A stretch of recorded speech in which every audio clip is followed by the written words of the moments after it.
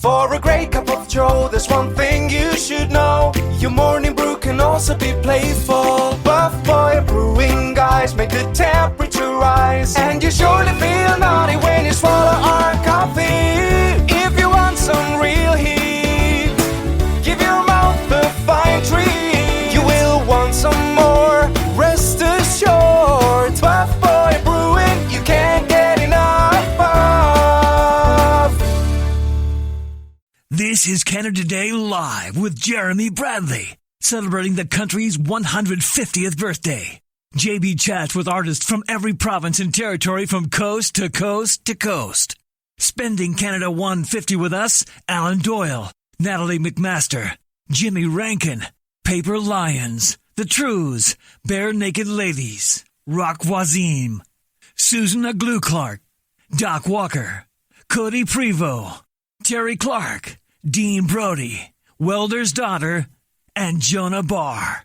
Streaming live from the heart of Canada, here's Jeremy Bradley. Thank you very much, Larson. Jeremy Bradley here on Canada Day Live. Thanks for tuning in at canadadaylive.ca. Happy Canuck Day, everybody. Canada 150. It seems like we've just started planning this and hearing about the big festivities this year, and it's now already here. But I hope the excitement and the energy that we have for Canada Day this year is not going to... It's going to be Canada Year. Wouldn't that be really cool if we just celebrate our country every day this way? It would be awesome. We're a very happy people, aren't we? We are. We are a very happy people in this country. But more so, I have seen the energy come out for this whole campaign of Canada 150. So what we're doing on the show today, as you just heard Larson say, a whole bunch of music artists, great musical talent, spanning generations and genres of music from every province and territory in this country are joining us for the next 150 minutes. And we're also going to take a walk down memory lane. With our syndicated radio shows called Top of the Charts and The Open Road, 3 times per year, we take the show on the road. And we have had the opportunity to check out so many places in Canada.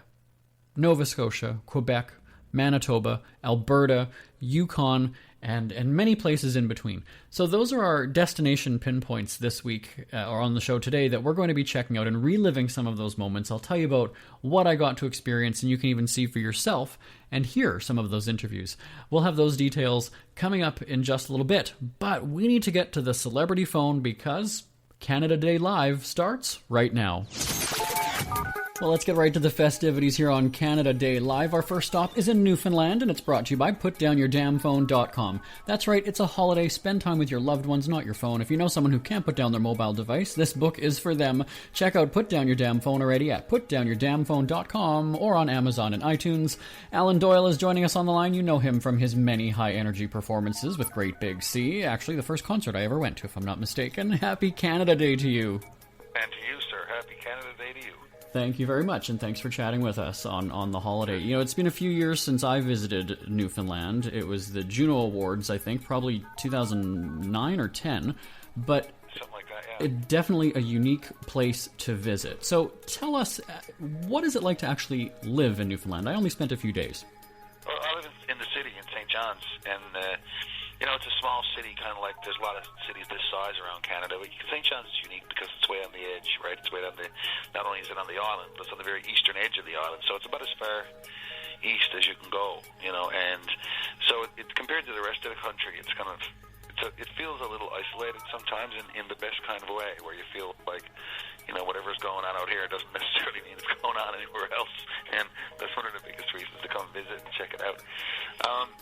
You know, for a fellow like me who travels primarily in North America, you know, living this far out in the middle of the Atlantic Ocean is troublesome sometimes. We're trying to make flights and end up flying more than I'd like, but I dearly love it because it's unique and because I was born here, and I feel like I'm of the place one way or another.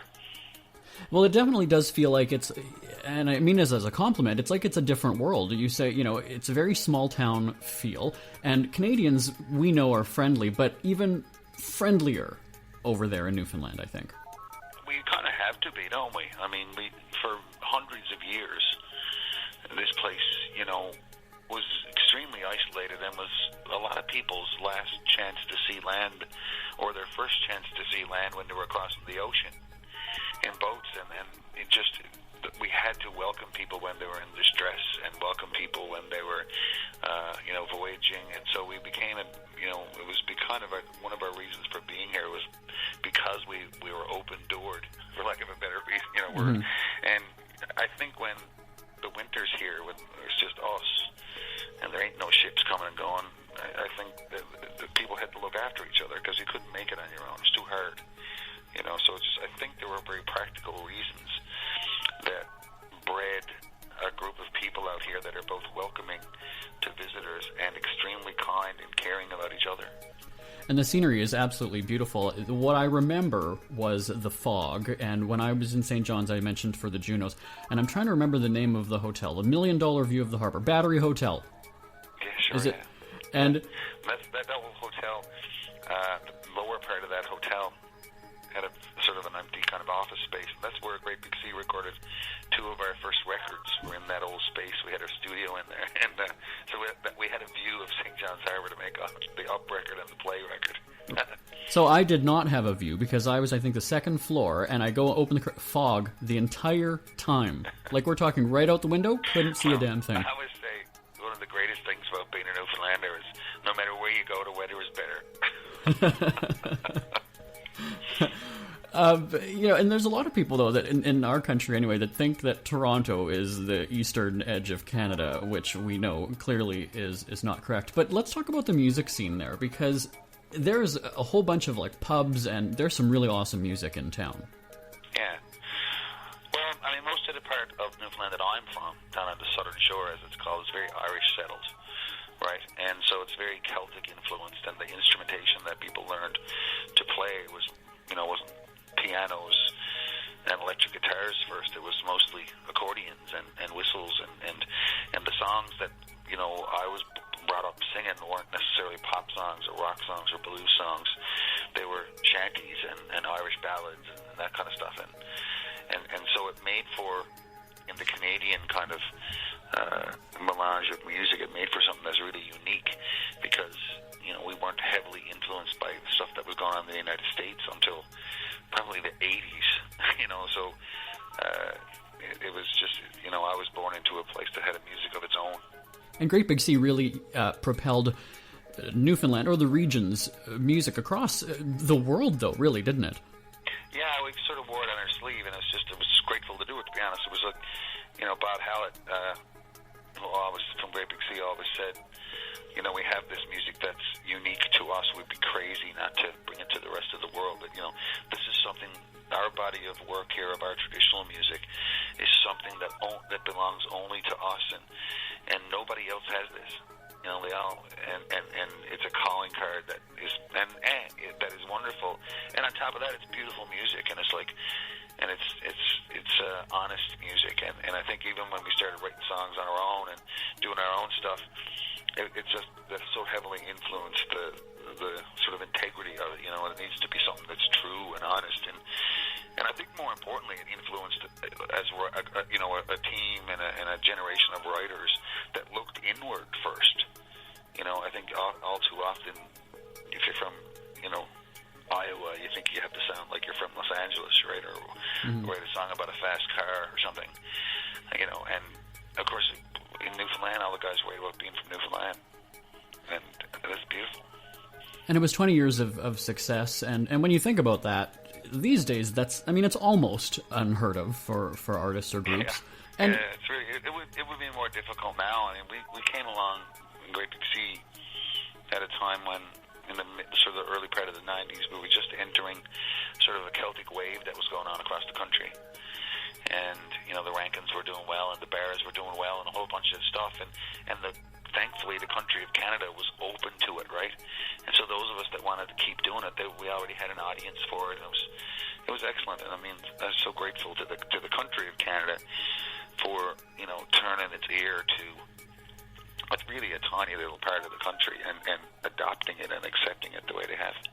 You mentioned earlier about the solo careers, and so many groups split up, and sometimes it can be that it could be ego, that somebody wants a solo career, or it could just be differences within the group. I mean, you guys rocked the house for 2 decades. So what was it? Was it just that you got older and your priorities changed and maybe wanted to shift and focus on family? Like, what happened? It's quite simple, really. I mean, the other singer in the band, Sean, wanted to leave the band and quit at the end of the 2013 tour, 20th anniversary tour, and we spent the next 2 years trying to figure a way to come to some arrangement with Sean where the rest of us could continue without him, and we couldn't. We never did come to an arrangement that everyone was happy with. So, and it was all headed towards a fight, and it was a fight that I didn't want to have. I just said, look, I don't want the last thing we do together is have a fight over who can play a Great Big Sea and who can't. So I kind of walked away from it. I said, look, I'm happy to play Great Big Sea concerts when people are happy to play them. And but if people are not happy to play them, I'll go play my own concerts. Let me know when you want to. Well, and that's something that I think when groups start, interchanging members and bringing new people in, it's not the same, right? I mean, sometimes it works, but you don't want to risk that, I think. Yeah, and I think it might have even worked with Great Big Sea too, and that because it's such a continuum of traditional music and all that stuff. But kind of just on a personal level, is like I really didn't want to fight over it. I didn't want to have, a prolonged racket over who could do what and who didn't want to do that. And I just said, look, I'd much rather spend the next 5 years of my life building my own thing than fighting over the scraps of something. So that was kind of where my personal perspective on it was. And Sean and Bob right now are both doing amazing things, and they're both, I think worked out great for everybody because Sean is doing stuff that's very satisfying for him, and Bob is as well, and so am I, and we all, again, I never closed the door on that. I wouldn't have the heart to do it, and I'm proud of what the guys are doing now, and I'm forever grateful for them for coming to me to join the band with them. Certainly I owe them my entire professional career, without a doubt. Well, I think even looking at the way you do, right, you'd much rather have the good memories of it coming to an end rather than it just being, all of a sudden 2 decades of just now resentment towards each other. So I think that's great that you looked at it that way. That's my perspective on it. I didn't, life was too short to spend 5 years fighting over the scraps. What's your fondest memory of Great Big Sea? August 3rd, 1993. Oh, wow. Okay. What was that? It was the day our first record showed up. I'll never forget it. I was outside my house on Suez Street in St. John's, and we'd recorded the record in May, and we sent it away to get manufactured, and the day before our album launch, it showed up. It got delivered in courier or whatever, and Bob brought one over, and I held a record in my hand that I was on. I couldn't believe it. I'll never forget it. Wow. I'd been in bands for so long, my uncles and all through college and university and that. And so the Doyle and Petty Arbor had done lots of that stuff, but I really, really wanted to be in a band that had a record. And that would be like a thing that no one else had done in my family, and it would feel like I legitimized the whole first, half of my life, really. And that was the big moment, man. I'll never forget it. I was so happy. I was so satisfied. I'm so proud of the guys. Because it was hard to do then. It was way harder to do then than it is now. And it was like, but we did it, and it was undeniable that it was there, and it was going to be there forever. I loved it. Did you celebrate with some screech? We must have. I think back in those days, if I remember correctly, it was the afternoon. It was the day before our album launch, so we wouldn't have had a big night, no, because we would have had to play the next night. Right. That was and our album launch was the next night, and we would have went deep into the night that night for sure. But I mean, you do have a busy summer because you are going. You've got several appearances. You'll be Toronto and then across the country too, right? That's right. You got a dozen or more gigs over the summer, chasing some fun festivals and the like, and coming to your neck of the woods actually in around the middle of the summer, I believe, to do something with the games. Is it the Summer Games that's on in Winnipeg this summer? The Canada Summer Games, yeah.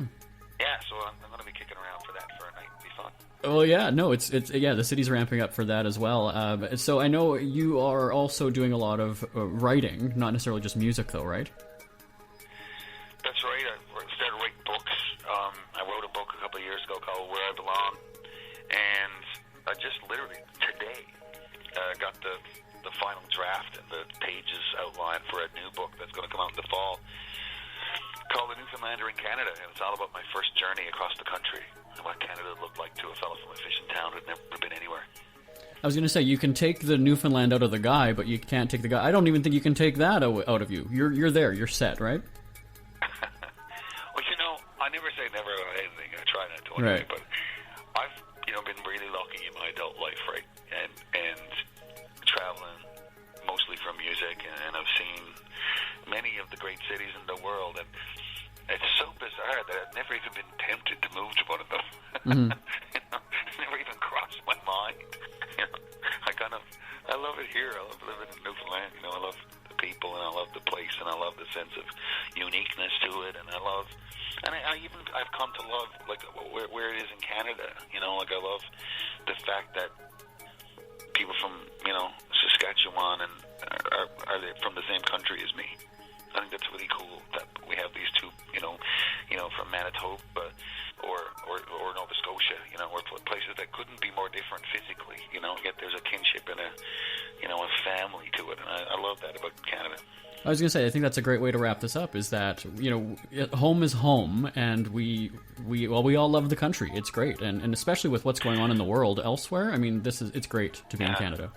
And I love that there isn't some all-Canadian thing that we strive for. Right. Mm-hmm. There's nobody in Manitoba wants me to be less of a Newfoundlander, no more than there is somebody in New Brunswick who wants someone from BC to not be like they're from BC. Like, they're all part of the family, and it's all part of the supper table, if you will, and everyone gets a seat.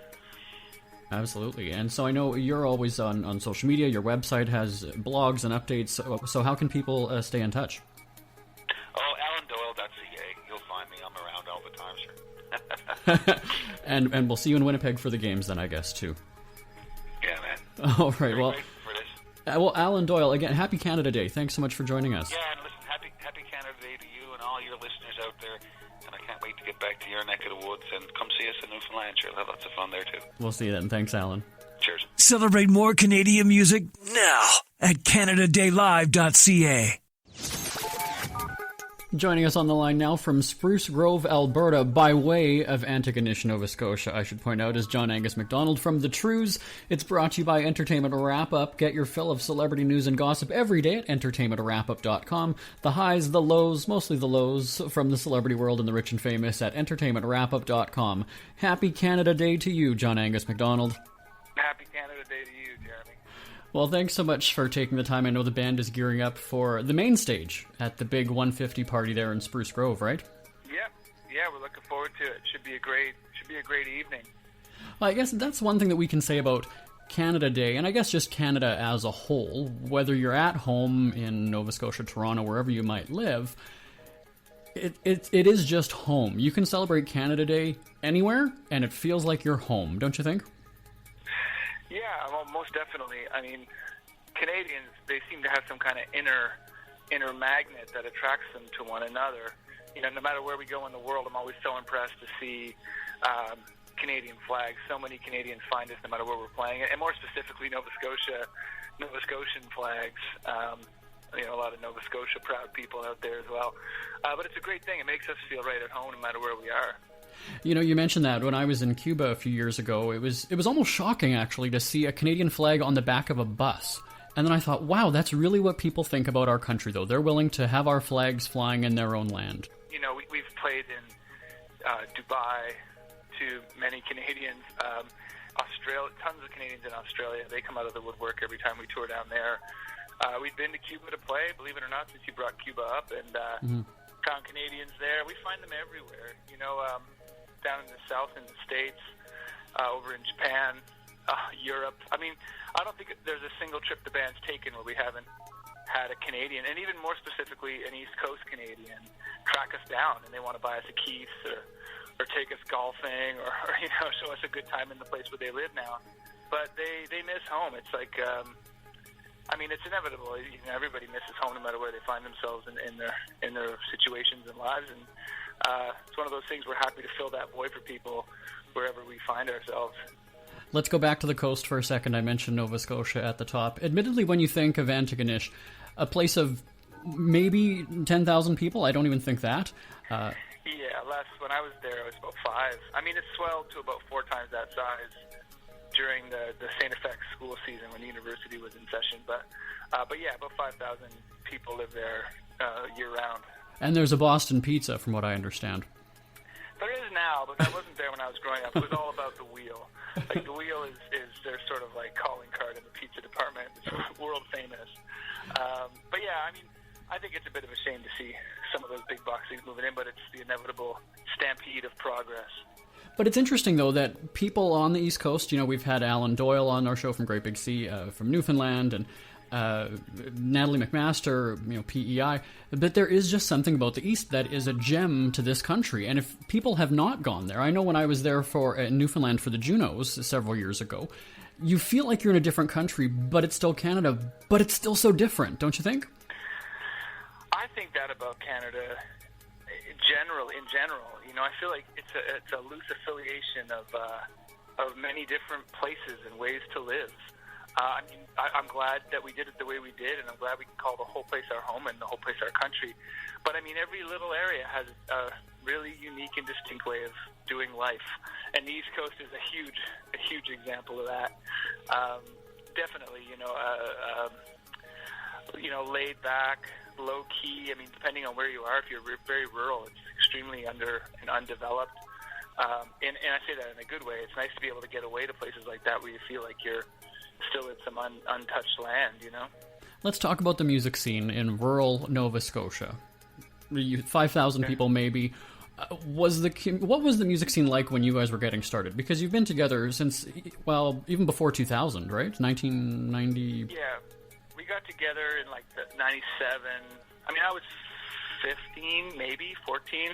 Right. We were like, me and my brother Colin, who's a singer, and Jack, who's been there since day one, our bass player. We were super young, just like 14, 15, 16 years old, starting our little rock group on the East Coast. We were the scene there at the time. I mean, there was the sort of hangover of the Halifax grunge movement, the sort of Seattle East thing that went on. We didn't really feel any of that. We were a little too young, and we lived too far away. Antigonish is 2 hours from Halifax, so you're really like out in the boondocks compared to the big city of Halifax. So it was traditional music all around us in every direction. And at the time, I think we pushed it away. Being angsty teenagers that we were, we wanted to play rock and roll, and we wanted to play it loud and hard and heavy. But in hindsight, it seeped in all kinds of inevitable ways, and I'm really glad that it did. I mean, the community of the traditional scene is what really strikes me as being so unique and beautiful, like a wonderful thing. It's such a community-oriented thing where everybody in the kitchen is invited to grab an instrument and get involved and play. And normally everybody can, but they put a lot of other parts of the world to shame in that talent department. And that sort of like aspect that everybody's in it together. It's not like a huge star culture on the East Coast, which I kind of miss sometimes. Yeah, everybody's involved. Everybody's making music together, and it's a big party, and everybody's invited and welcome. And that's probably what I like the most about it. I imagine it's a big change, though, when you go from playing smaller, and I'm going to use the word intimate venues, but with rock music, as intimate as you can get, but to now you're playing stages where you have more people there watching your concert than in your hometown, basically. So what is that like now? Because you're taken into a much bigger spectrum at that point. Yeah, well, I think, as you go as a band, you sort of like recalibrate what it means to be successful, and that just continues. It's almost like a never-ending process. When we were kids, starting out, we just wanted like the girl we had a crush on to show up at the show. It didn't matter if there was 10 people there, as long as she was there, or he was, as long as the popular, whatever it was. Your ambitions are strange when you're 15 or whatever. Right. For us, it was like a big series of baby steps, I think, that led us to the place we are now. We always took things sort of in stride, and we just tried to keep our focus on the music and pleasing ourselves and the people that were in the audience with us.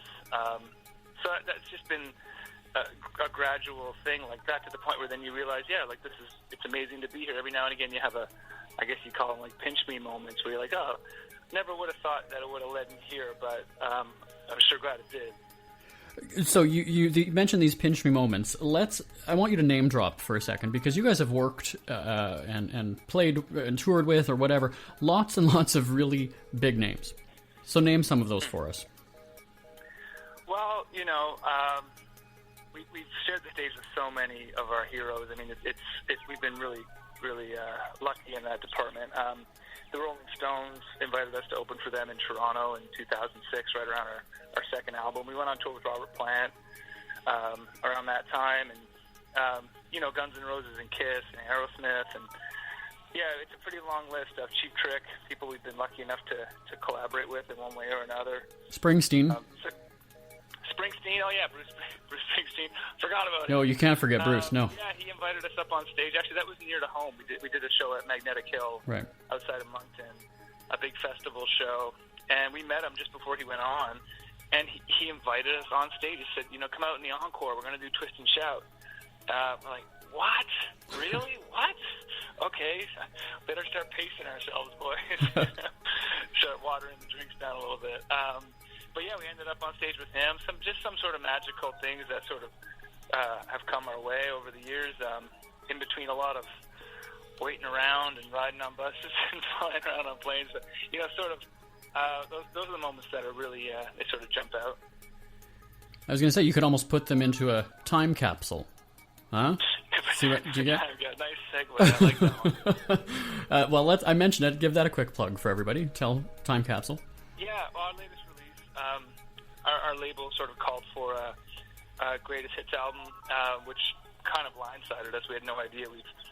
I don't feel like we've been around long enough to have one of those, but I guess we have. 15 years can go by in a blink. So here we are, with 5 studio albums and a couple of live albums and an EP out. So we just combed all the records and tried to put together a good playlist that's sort of representative of what we've been up to this past 15 years. And we put 4 new songs on there just to sort of point the way forward and let people know that we aren't packing it in. We got a long road ahead of us. But this is a good little stopgap. And I think in the age that we live in, it's a good starting point. If people want to check the band out that haven't yet, this is a good place to start. It's a good collection of what we've been doing since we started. Well, I know they're checking you out in Spruce Grove for the Canada Day Bash. You guys are closing out the night, from what I understand. Yeah, we're looking forward to it. I mean, I think this year this is going to be the biggest Canada Day party we've had yet in our 150 years. Mm-hmm. So I hope everybody's out in full force to enjoy it. And where can everybody stay in touch with the band? You guys are on social media and all those places, right? Yeah, just if you Google The Trews, you'll find it all there. Instagram, Twitter, Facebook, the website. It's all there. Check it all out. Well, I will let you get back to the band because you guys have a big show coming up. Happy Canada Day to you and the guys. Pass along my wishes to them. Yeah, happy Canada Day to you as well. All right, John Angus MacDonald from The Trews, live from Spruce Grove, Alberta. This is Canada Day Live. Trans fat free, gluten free, and only 10 calories per serving. It's the Scribble Podcast with Jeremy Bradley. Every week, JB serves up a dash of humor with a side of sarcasm at thescribbleshow.com. From current events to scandalous entertainment stories, The Scribble is 30 minutes of time-wasting fun. With cheapskate tips and celebrity guests, JB keeps you informed about what's not important in the world. The Scribble Podcast at thescribbleshow.com and on SoundCloud and iTunes. Isn't it crazy that you wait for payday, but before you know it, you're strapped for cash again? It's time to stop blowing your money and become a smart spender with the book, The Official Guide to Being an American Cheapskate at cheapskatebook.com. Learn simple ways to cut costs at home every day and during special times of the year. Don't go broke at Christmas. Don't remortgage the house for a fancy vacation. The book is filled with tips to save you money throughout the year. Check out the best-selling book, The Official Guide to Being an American Cheapskate at cheapskatebook.com or on Amazon and iTunes. The only guy who tries to leave Canadian Tire money as a tip. Here's your host of Canada Day Live, Cheapskate, Jeremy Bradley. Thank you very much, Larson. Not only are we celebrating music here on Canada Day Live, we are also celebrating the country as a whole, right? Canada 150, this is a huge celebration. And for part of our syndicated radio shows, we have had the opportunity to broadcast from a whole bunch of different places in Canada. Nova Scotia, Quebec, Manitoba, Alberta, Yukon, and we're going to be reliving some of those memories today on the show, and you can also check out some of the highlights online at canadadaylive.ca. So with Nova Scotia, we were there 5 years ago for my 30th birthday show. I know it doesn't look like I'm going to be 35 this year, but I am. Actually 1 month from today. August 1st is my birthday. But I spent my 30th birthday all over Nova Scotia. And when you think of that province, a lot of people think you go to Halifax.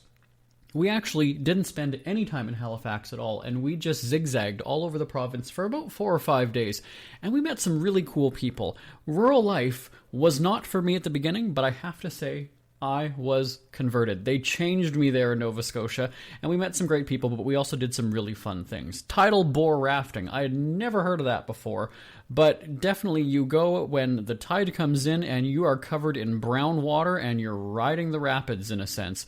We've got the highlights again, canadadaylive.ca. Click on Around Canada and you can see the fun there. I also did some clam digging. Never would I have thought I would have spent a sunset on the water digging clams, but I was in my rubber boots, I had my claw hammer kind of thing, and I was digging clams, and I got a pailful. And some people actually gave me theirs just because they felt bad that it was my birthday and all, and I wasn't able to find any clams. We also checked out Lunenburg. If you've seen a dime in Canada, you know the boat that is on it.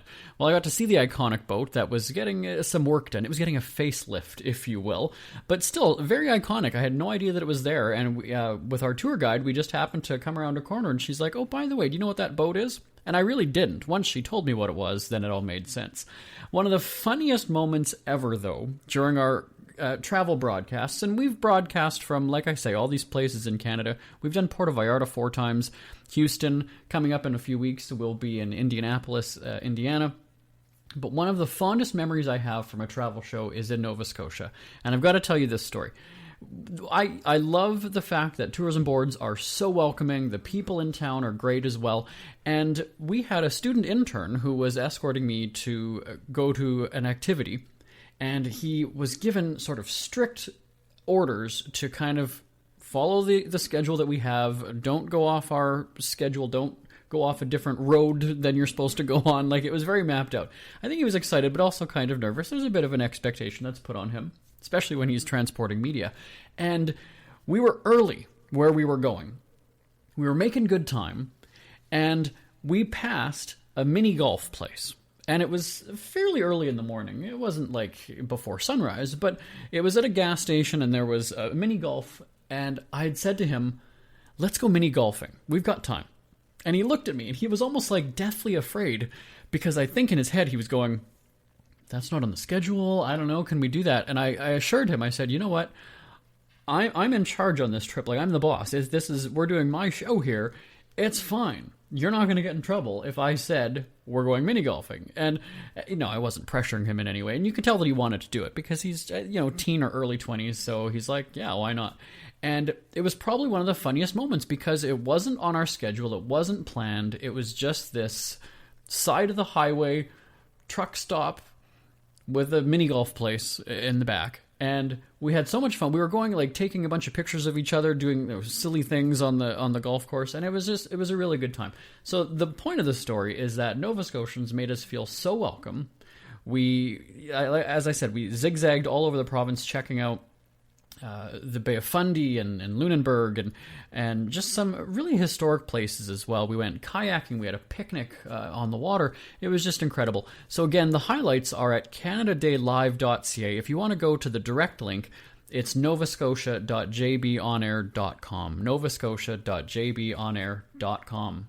Wall free for 150 years. Happy birthday, Canada. You're listening to Canada Day Live with Jeremy Bradley. Canada Day Live continues here. Jeremy Bradley at the controls. Thanks for tuning in at canadadaylive.ca. We're continuing our cross-country celebration now with a stop in PEI, and it's brought to you by Multiple Sarcasm, a new book shining light on the ridiculous and making you laugh when you're sick of constant political news from you-know-where. Well, what's it like crashing a backyard karaoke party or traveling with a train wreck colleague who insists on drama at every turn? Stories that achieve the ultimate climax in the new book at multiplesarcasm.com and on Amazon and iTunes. Natalie MacMaster, probably one of the most famed Canadian fiddlers, if I can say that, from Prince Edward Island, joining us on the line. Hi, Natalie. Sounds lovely to me. Well, happy Canada Day. Thanks for spending the holiday with us. Oh, you're so welcome. We're just excited and everything's great here. You know, we'll talk about our great country in a bit, but let me start with the fiddle, because it's not an instrument most people have an interest in playing. You've not only mastered it, you've slayed it. So when did that start? Where did your love of the fiddle come from? Well, my environment, growing up in Cape Breton, being the daughter of Minnie and Alec MacMaster, having the ancestry behind me, my relatives coming from Scotland and my relatives and cousins, and of course my famous Uncle Buddy MacMaster, all being a part of my environment, I just heard that music very, very often, like every day, sometimes live, sometimes just on recorded, could be an actual record or a cassette tape. And I grew up with it, and when we had functions on in the community, it was always based on the traditional music. So I think for any child growing up in that environment, you couldn't help but get a taste for that style of music, and in particular the fiddle, because it was all played on the fiddle. It's very East Coast, though, but it certainly transcends, across the country, and as you've experienced, around the world, I think. Oh, for sure. I'm always amazed and proud and humbled all at the same time at how I can play this music from little old Cape Breton, and I certainly feel like it's little old Cape Breton, our little nook in the world, in the big, beautiful world, and then people hear it that have never heard it before, and they just get it. It translates. It gets them excited. Cape Breton, definitely a beautiful place. If somebody hasn't been there before, give us sort of like a tourist-type version. What, like, one or two things should we expect to experience there? Well, you need to experience the music, because with the music, you're going to get a real sense of the people and the environment. And so you should go to a square dance. A square dance is a real cool thing. You could go to West Mabu on Saturday night. Theirs go all through the year. Or Glencoe on Thursdays in the summertime. Or Brook Village on Mondays. And there are others as well, some regular ones through the week. And you could probably find one pretty well every night of the week through the summer. You should also go to a local community concert, because that's where you'll hear different varieties of music, whereas opposed the dance is just usually one fiddler and piano player. And then you should go probably up Cheticamp Way, the fishing village, and go whale watching, or something really that really showcases the nature and the beautiful landscape and the ocean. Yeah, that should do it. And of course, you might even poke your head in at my mother and father's place. They have an open door policy. Yeah. Well, okay, so if that's an invite, Natalie MacMaster, I'm hearing that as an official invite. Let's do a road trip. Is that what you're suggesting? Oh my gosh, my mom does. She says to me every once in a while, she says, "Natalie, don't be too friendly. We get piles of people in here." But, that does go, and that does say something about the East Coast, friendliness and the mentality that the people have there, right? It is just a small community and everybody's welcome. Oh my gosh, yes. She would cut her arms off before she would ever make anyone feel like they couldn't come in, before she'd ever make someone feel like not welcome. She would bend over backwards, and I keep saying to her, "Well, Mom, you give them tea and sandwiches, of course they're going to come back." It's like when you feed those stray cats, right? They keep coming back. They've learned. That's right. So what you're suggesting is we're going to save a lot, because we're not going to have to pay for the hotel. We're not going to have to. We're going to eat. We're going to sleep. It's going to be a good time. All right, watch for that later this summer, everybody. Okay? No, I'm just kidding. Not to put Mom on the spot, but. But, there definitely is something about East Coast music, the Celtic music, and I'm going to try to make a comparison. It might fail, but it would be like poutine in Quebec, Celtic music and the East Coast, wouldn't you say? Oh, yeah, but even more so, I know what you mean. They associate the poutine with Quebec. Yes, for sure. I mean, it's definitely associated. When I travel around, down the States and those places, and people hear them from Cape Breton, they're like, "Oh my gosh, I hear there's a lot of fiddle music there." They associate the fiddle with Cape Breton. And this might be hard to pinpoint, but I'm going to put you on the spot here. What has been the highlight of your career up to this point? I like being on the spot. Okay, all right. There are many different elements of the career, right? There's performing, so I could pick one of my top best that comes to my mind almost instantly when I think of best performance was one I did in Germany when I was in my 20s, early 20s.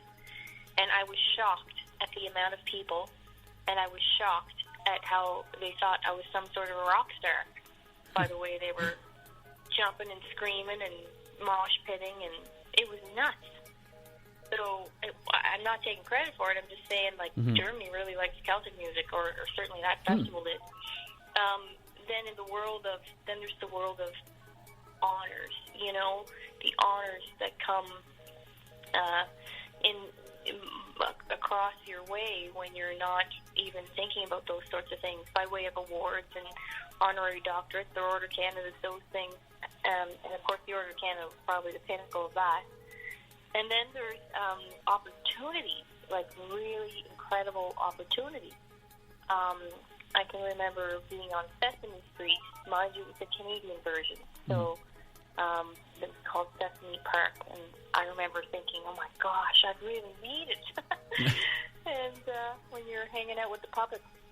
So, and all the different, I did like really cool commercials, the milk ad campaign. I was on all the milk cartons for a few months in Nova Scotia. And those things really stand out to me. They're like, it's just such an exciting journey. Oh, absolutely. So, the Order of Canada, that's got to pay well. Trudeau's treating you good with that, right? No, it was just, you just receive it. Yeah. No, I mean, that's a huge honor, though, because it certainly does say something about your life and career and how the country views it, right? Yeah, and you know, I don't ever pat myself on the back, so I still don't, but, you know, you get things like that, and I never, you know, I certainly don't put myself anywhere near some of those people that have received the Order of Canada, that have come up with, you know, cures for illnesses and things like that. But it's nice that our country sees the value in simple things too. I mean, me being a violinist or a fiddler, like, it's not like I'm saving lives, but you know, in a sense, it's teamwork, right? You have to appeal to a person's soul too. And I know that music does that, and it's just nice that they're very they cover a wide spectrum of things, for lack of a better word, with that Order of Canada for accomplishments. They cover a wide spectrum of accomplishments from different people, and it's nice to know that fiddle sneaks in there too. Well, it's certainly, yeah, it's a great celebration of Canadian talent. And so what's on tap this year? You're in Prince Edward Island for the holidays. What's happening for Canada Day? Well, for me, you know, I still get the biggest charge out of putting together musicians, playing music, writing, all those things. I said to my husband the other day, I said, it's a wonderful feeling. I'm never completely satisfied. I can't whet my appetite enough when it comes to music.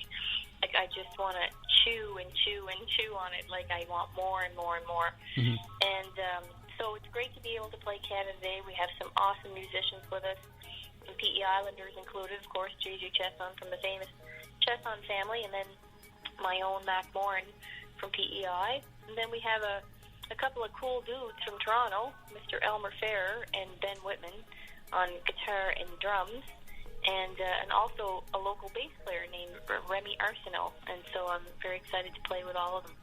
Let's talk about your kids, because talent, as you've said, has run through the generations and also your family. They are taking over the States. Is that maybe too big of a expectation? They've been on NBC, right? They've been on American television. They were on American television, yeah. We got a call here, I suppose it was a year ago, or maybe a little bit more, and it was from the people at Little Big Shots, which I hadn't heard of at the time, but it's basically a kids' talent show with a major focus on the host, Steve Harvey. And so, my gosh, when we got off the phone, they were inquiring. They wanted to inquire about the possibility of us going on the show. They'd seen the kids on YouTube. And so my husband and I talked about it, and we were both kind of like, no, I don't think we should do that. They're not old enough to enter into that world of officially performing or show business, making a career of it and all that sort of thing. I mean, if they want to do that, great. We're just a little shy because right now they're pretty young, and I mean, Mary Frances was their oldest, and she was 10 then. So, we kind of we didn't know what to do. Anyway, so we ended up at some point just saying, I don't think we'll do it. So we kind of turned it down, and then they changed a couple of things, and we ended up saying, okay. Janelle and I figured if it's coming around again, then we should probably do it, because it is. We recognized what an awesome opportunity was and what an experience it would be. And so we went for that, and we went down, and when we got down there, let me tell you, we had spent our days practicing our little number, which is normally 8 minutes. We had to get it down to 2 minutes. And when we got down there, we realized, oh my gosh, we didn't really talk too much about the fact that these kids would be doing interviews with this Steve Harvey. And so that was really, then it was like, okay, guys, it's no longer time to be polite. If you want to run up and jump on the couch and pull his ears, I think they'd like that. It'll give them something to talk about and laugh at. And so our kids were very well behaved and very polite, and we were very proud of them. But there was definitely no jumping on the couches. Although I will say, for the interview, they really focused on our 3-year-old Alex, because I guess he was the least shy, or shall we say respectful. Right. And anyway, and then they did their number, and I was very proud of them. They all did a great job with the fiddle and dance, and we had an excellent time. We were there for a week, and Steve Harvey was amazing. I'm going to put you on the spot again. Let's picture it. We're sending the kids away for the weekend. It's all about you, Natalie MacMaster. Where in Canada do you go, and what do you do during that time? Just Natalie time. Well, how long do I have? A day? We'll give you a weekend. You've earned it. We'll give you a weekend. Okay, thanks. I'll take the weekend, and I suppose I would go to Cape Breton. I'd like to divide it up is what I'd like to do. I wouldn't be at the spa. I wouldn't be on a beach somewhere. I wouldn't be doing nothing. I'd be doing a bunch of stuff. I would probably go to Cape Breton for a day and go to a square dance and spend my afternoon learning tunes, playing tunes. And then the next day I would maybe come up to back to, I go into Toronto, and there's great musicians there that I really want to play with, and I'd sit down and I'd write music. That's what I'd do.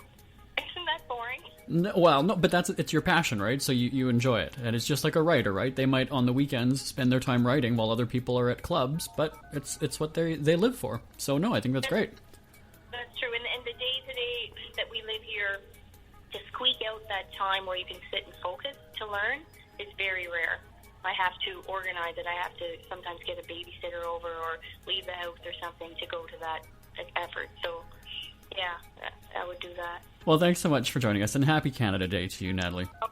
Happy Canada Day to you. Still to come, Jimmy Rankin, Paper Lions, Roch Voisine, Barenaked Ladies, Doc Walker, Susan Aglukark, Welders Daughter, Codie Prevost, Terri Clark, Dean Brody, Jona Barr. This is Canada Day Live.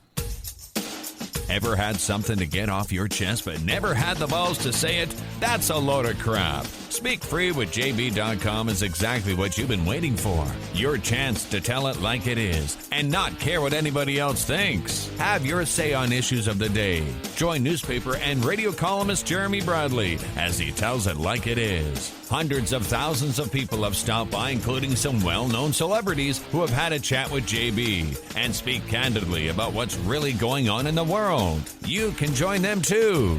Have a rant or a rave. Be brave and head on over to www.speakfreewithjb.com now.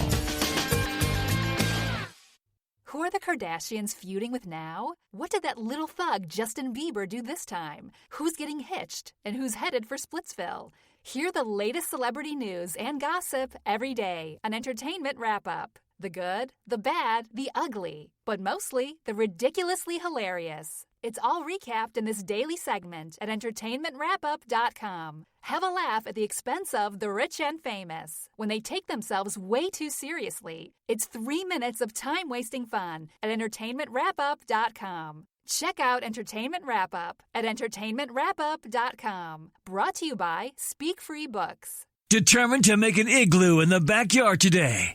Can someone tell him it's July in Canada? At least wait until September for some snow. Your host of Canada Day Live, Jeremy Bradley. Canada Day Live continues at canadadaylive.ca, streaming from coast to coast to coast, and I guess everywhere around the world thanks to the internet. Technology these days is wonderful. Jimmy Rankin joining us on the line from Cape Breton. This stop of our cross-country showcase is brought to you by ShopErnie.com. Everybody loves a cute golden retriever. Ernie and his best friend Basil have the perfect greeting card for your next occasion. See them dressed up in their tuxedos or giving you those sad, adorable puppy eyes. You're sure to get a smile out of Ernie and Basil at ShopErnie.com. Check out the selection now at ShopErnie.com. Jimmy Rankin, you know him from the famed Rankin family, joining us on the line. Happy Canada Day to you. Happy Canada Day to you. Well, let's talk about what happens in Nova Scotia and the East Coast for Canada Day, especially with your family, a talented musical bunch.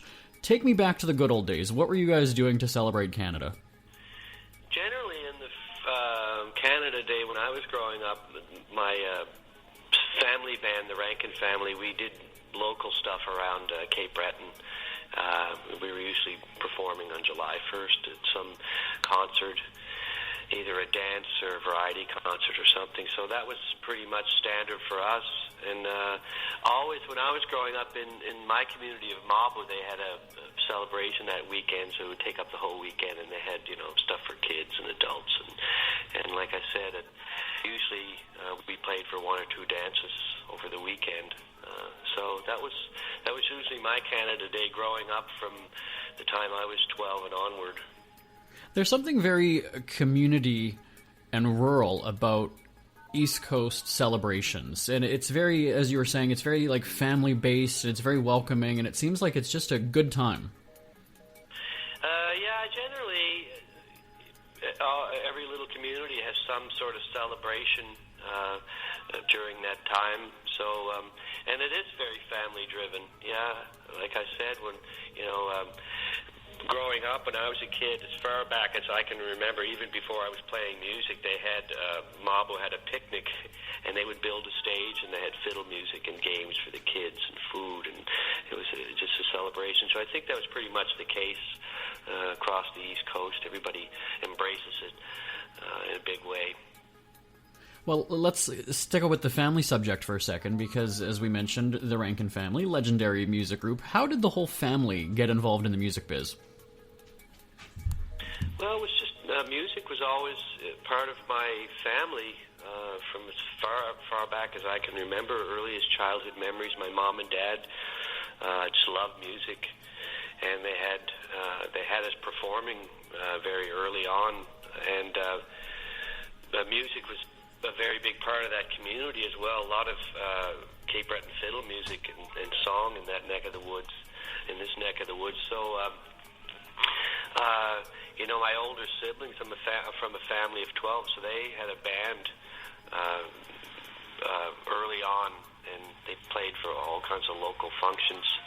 And it was just part of my household. It was just fabric of the family, you know, where it was there, and I didn't really think much about it at the time, but it was just part of it. But gradually, over the years, you know, most of the family members performed at some point, but it whittled down to the 5 members that became the Rankin family, and you know, we eventually went on to sign record deals and you know, tour all over the place and do that whole thing for 10 years. Professionally, yeah. So it was just there, and it was just sort of a natural progression for us. And when the Rankin family did take form, it was probably the late '80s. We were all at a crossroads in our careers and our lives at the time, and we came together to do a production out of Cape Breton called the Mabu Jig, and it was the 5 siblings with a band and doing music, original songs and traditional music, and it was a theater piece, and we toured that around Cape Breton and Nova Scotia, and then it went from there to making records and touring all over the world. And then everybody kind of had solo careers, and you sort of, I don't want to say split up because you're still a family, but in terms of the band. But do you guys still play together? I mean, like, what's Christmas like with the Rankin family? Well, we're older now, so, you know, like a lot of people and families on the East Coast and in that region, people go elsewhere to work. That's just been part of it there. So my family's scattered all over the world, and we really don't congregate at Christmas. Some of us do come here for Christmas. We all have houses here, so we all congregate in the summer mostly. But Christmas growing up was a pretty special time. It was, my mom and dad made a big deal out of it, and I think we all have our own families now, so individually I think we sort of carry on the same tradition. But you know, I try to get back here at Christmas time because I have a place here, and the family members that are still here, we all get together for dinners and parties and celebrations and just hanging out.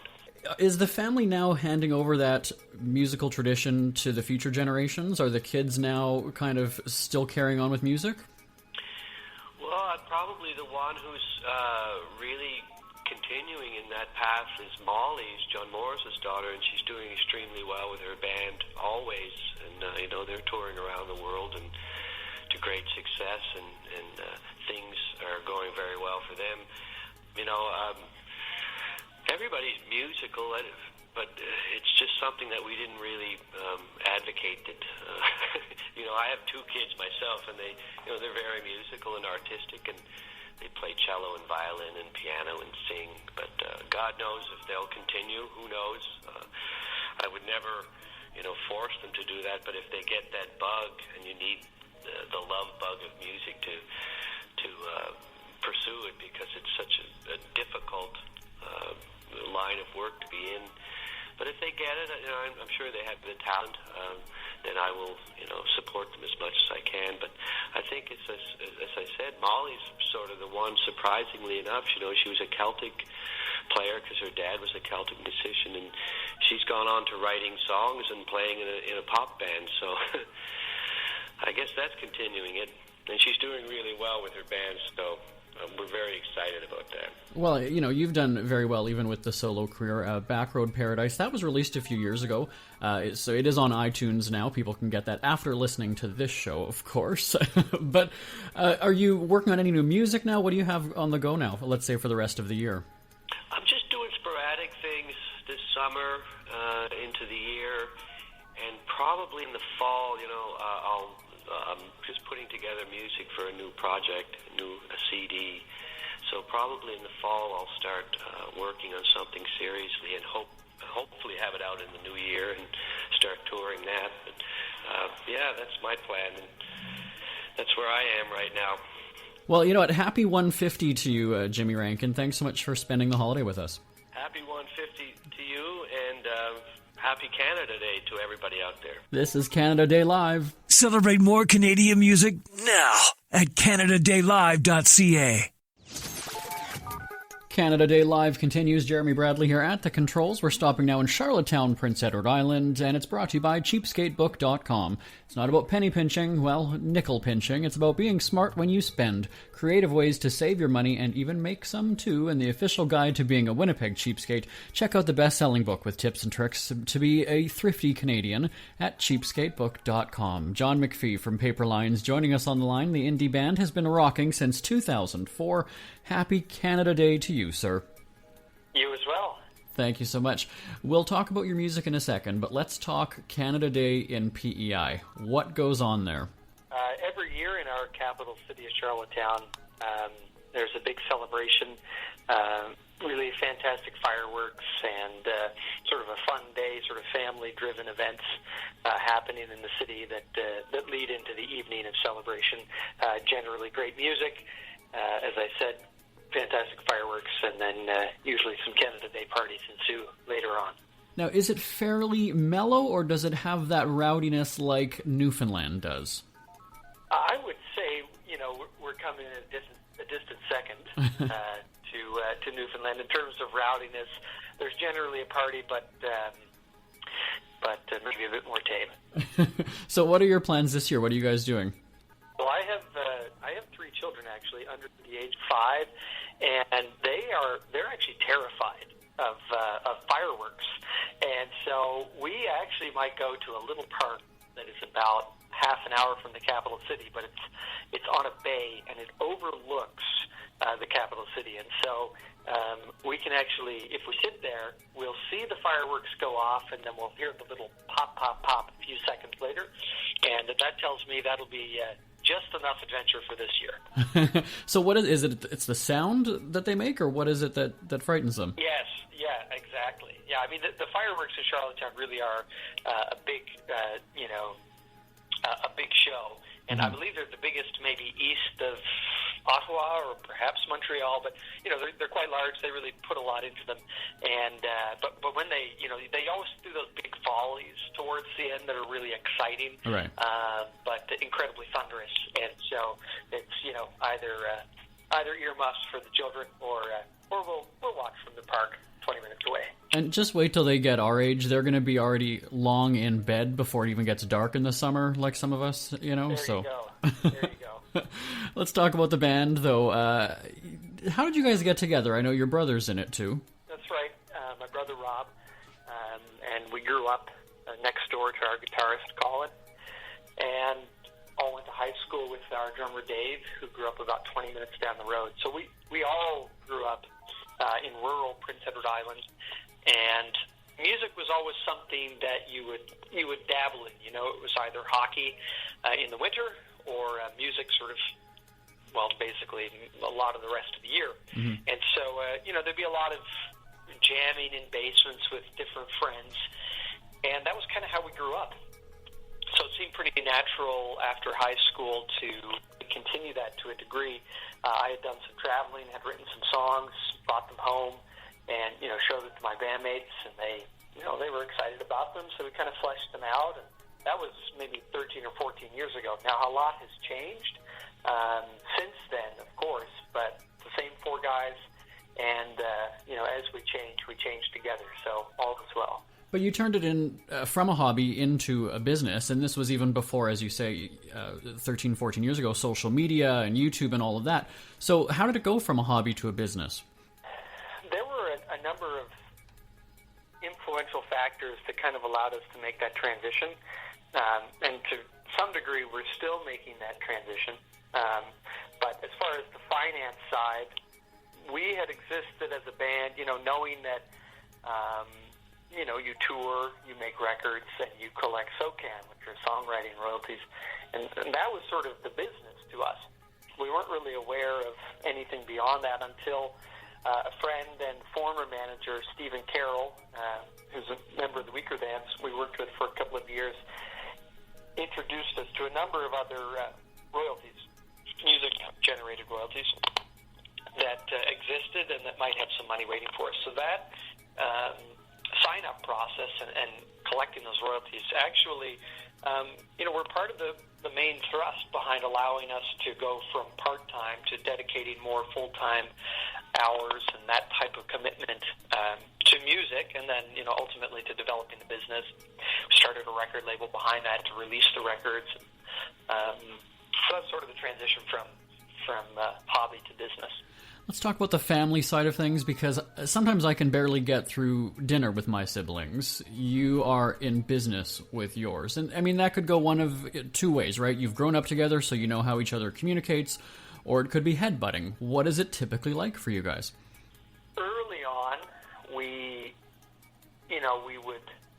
would fight and argue and that type of thing, but that kind of all stopped maybe 2 or 3 years into the band, and now with my brother, it really feels like you have you have an ally, you have someone who's loyal, you have someone who is going to, walk with you through this in good times and bad.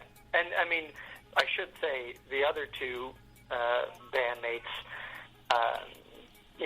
there's a similarity there. While we're not blood brothers, we, of course, have a connection that goes quite deep, just given the amount of time and experiences that we've shared together. So it really is quite a powerful bond.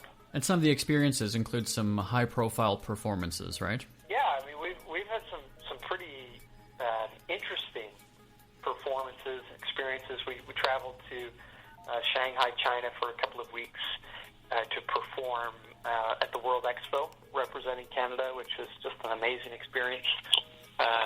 Another time we actually were invited to perform for Canadian troops in Alberta, Nunavut, which is let's see if I can get this right, the northernmost settlement on planet Earth. I'm fairly sure that's the case. And so, we flew up in the military plane and had our survival suits on and touched down into 24-hour darkness, and then spent a week up there playing songs and telling stories. It's a lot of fun.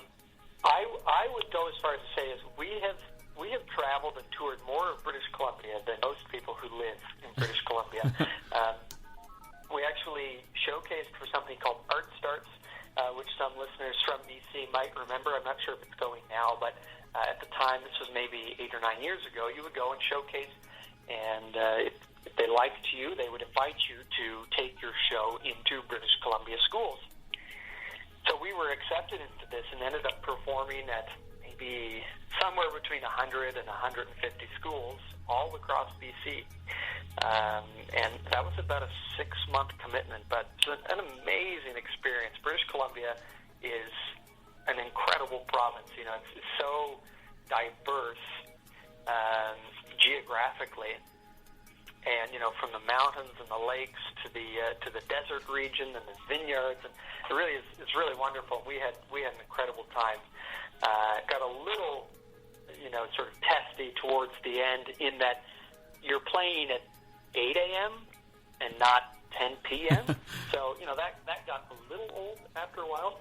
But the experience actually of seeing the province, we would not take back, because, where else can you get that kind of opportunity? Well, and so we've got to wrap this up, but the latest album, Full Color, right? That's right. And where can people get it? Best place, definitely check it out on iTunes. You can go to paperlions.com, order a physical, or go to your local record store. Well, John McPhee from Paper Lions, happy Canada Day to you. Thanks for joining us today. Happy Canada Day to you as well. And thanks to all of our new friends who are following us on Twitter. My handle is Jeremy D. Bradley, Jeremy, the letter D, and then Bradley. And we're also on Twitter at Canada Day Live. So thanks for showing the love today, and happy Canada Day. It's a big Canada 150 Day, I gotta say. Would love to know where you're tuned in from. Feel free to give me a shout. Send an email to live@jbonair.com. live@jbonair.com. And if you've got a question for any of our celebrity friends, let me just recap. I'm going to name drop here for a little bit. Who else is coming up on the show today? Well, after this next break, Roch Voisine, Barenaked Ladies, Doc Walker, Susan Aglukark, Welders Daughter, Codie Prevost, Terri Clark, Dean Brody, and Jona Barr. I almost want to say those names just a lot slower so that we can savor it and just take in the moment. What incredible music talent we've got on our show today. And this is just a drop in the bucket. You know we've got great music in this country, and so we certainly couldn't cram everybody who's noteworthy and worthwhile into a 150-minute broadcast, but we're doing our damnedest. Every province and territory is represented today on Canada Day Live, and we're going to continue right after this. Trans fat-free, gluten-free, and only 10 calories per serving. It's the Scribble Podcast with Jeremy Bradley. Every week, JB serves up a dash of humor with a side of sarcasm at thescribbleshow.com. From current events to scandalous entertainment stories, The Scribble is 30 minutes of time-wasting fun. With cheapskate tips and celebrity guests, JB keeps you informed about what's not important in the world. The Scribble Podcast at thescribbleshow.com and on SoundCloud and iTunes. Isn't it crazy that you wait for payday, but before you know it, you're strapped for cash again? It's time to stop blowing your money and become a smart spender with the book, The Official Guide to Being an American Cheapskate at cheapskatebook.com. Learn simple ways to cut costs at home every day and during special times of the year. Don't go broke at Christmas. Don't remortgage the house for a fancy vacation. The book is filled with tips to save you money throughout the year. Check out the best-selling book, The Official Guide to Being an American Cheapskate at cheapskatebook.com or on Amazon and iTunes. He's as cheesy as your poutine, but not as fulfilling. Nope, not even close. Once again, here's Jeremy Bradley on Canada Day Live. Happy Canada Day, everybody. Canada 150. Our next stop is to New Brunswick, and it's brought to you by PutDownYourDamnPhone.com. Enjoy the sun and fun of the holidays, ditch the cell phone, live in the moment, and experience what's in front of you. If you know someone who's addicted to their cell phone, get them the book Put Down Your Damn Phone already at PutDownYourDamnPhone.com. Roch Voisine is a veteran in the Canadian music industry. I can say that. That's a good thing, and he's representing, I guess... I think it's the first time I've ever been called a veteran, but it 30 years is, it's getting there. Hey, let's be honest, though, in the music industry, that's an eternity. Nowadays, yeah, probably more and more down the road, yeah. This business is transforming a lot. And I'm not sure the term long-term fits in what's coming, but not the way people are consuming music. But it's hey, been there for 30. Hopefully for another 30, if at all possible. What I think is incredible is that you haven't aged a bit. Oh yes. Yeah, mostly from the inside. Okay. My knees are not what they used to be. My back. You don't see it, but I feel it. Okay, all right. Well, it doesn't show. But, a lot of people, I guess, maybe don't realize that you're originally from New Brunswick, or Edmundston, right? Yes. And then you made the jump to Quebec, or at least to the Montreal area. Why did that happen? Why did you move? It was a family move, right? Yeah, it was a family move, but the first move was just about, I would say, maybe 30 kilometers away, just within the Quebec border. My dad was an English teacher, and so he started to work in Quebec, just a few kilometers from the New Brunswick border, and that's where I played most of my hockey, grade school, high school, and then I moved to the Quebec City area for hockey. I was playing hockey around Quebec City for 4 or 5 years, and then I went to Ottawa U, so I moved to Ottawa U for 4 years, and then music years started in 86, 87, so I made the big move to took a sabbatical, from school, and that was like 30 years ago. And, what have you been up to since? Did you say 8 minutes? Yeah, that's true. I should have prepared a point for him. One of those things. Man, it's a lot of things in 30 years. A lot of things. But, I've had, great memories. I mean, both personal and with my work of Canada Day. I've hosted the Canada Day celebrations at night on Parliament Hill at noon. I've been up there just like, I was a student there, so my first big parties, big Canada Day parties were way back then. My God, I don't even remember. It's been so long, but it's I've had I had a chance to perform and also just be one of the people walking around watching the fireworks and enjoying the day. So. Well, and if I'm not mistaken, one of your first, maybe it was your first public performance was Canada Day, right? Was it Montreal, wasn't it? Yeah, actually, yes. In 1986, my very first public performance at La Ronde in Montreal. There was over like 50,000 people there. Honestly, I didn't know what I was getting into. I was still out of U back then, and they just wanted to try me and see how I would perform on high stress, I guess. I don't know, but it was quite an event for me anyway, game changer, it's a do or die, I guess, situation. Then I knew I was fit for that kind of stuff, and maybe it was a possibility that I could do that for a living, So it was quite an experience, I must say. Well, look on the bright side. At least there wasn't YouTube and social media back then. So if you screwed up, we'd all be still laughing about it. Yeah, nobody remembered. Right? No. Did he do okay? Yeah, legend says he did. Okay, that's good. There's no, they can't go back and watch. No. Which is a good thing. No. Mind you, it was on TV. So, right. That's true. I'm sure you could find it somewhere. If you're a good hacker, you'd probably find that. So you've lived, so many different places in the country. I'm going to put you on the spot. Where is your favorite place to live in Canada? Well, my favorite place in Canada is the West Coast, is BC. I never lived there. I hope one day, because I love the sea and I love the mountains. I'm an avid skier, and I've been skiing forever in Europe, and since going to Europe to work, it was easier to go ski out there than do the same kind of travel the other way, But the few times I've been to BC, I think BC is just a stunning place. There's great spots everywhere in Canada. I've had the chance to go around on tour, and I haven't been to Yukon, Northwest Territories, and Nunavut yet, but I've done pretty much, the prairies are quite stunning. Also, they call it, a big sky country, and you can't really figure it out until you get there, and then you step out of the car, or you look at this and you go, wow. Of course, home is home. New Brunswick, the people, Quebec, very distinct, very, very Latin way of living. It's hard, I've been, I'm going to les Îles de la Madeleine this summer with my kids. First time ever. Beautiful, beautiful place. Been to PEI, been everywhere in Canada.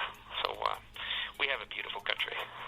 And there's so many different atmospheres, right? Like you were just saying, the BC coast, and then Prince Edward Island, completely different. We were just broadcasting from Yukon in February, and such a community feel there. So it's different every city that you go to, really. It is. Mind you, it can be different in just Quebec itself. The Right. province of Quebec is so big compared to, let's say, some European countries. Every province here, is huge, and there are some differences even between towns. Quebec, Montreal, different. Different. Just within Quebec. So the way people think, the way people, the music they listen to, the food they eat, is quite different. There's little subtleties sometimes. You find French Canadians everywhere, which is kind of cool. There's French people everywhere in Canada, little islands here and there, it's just there's one problem. It's just too big. Yeah. It's beautiful because it's big, but it's a big country, and you have to. I try to explain it to Europeans. If you want the scenery to change, you have to travel for hours and hours and hours. Well, France is, maybe 10% of the province of Quebec, and they have within just this little area, they have mountains, they have the ocean, they have palm trees, they have, and it's all sort of bunched together.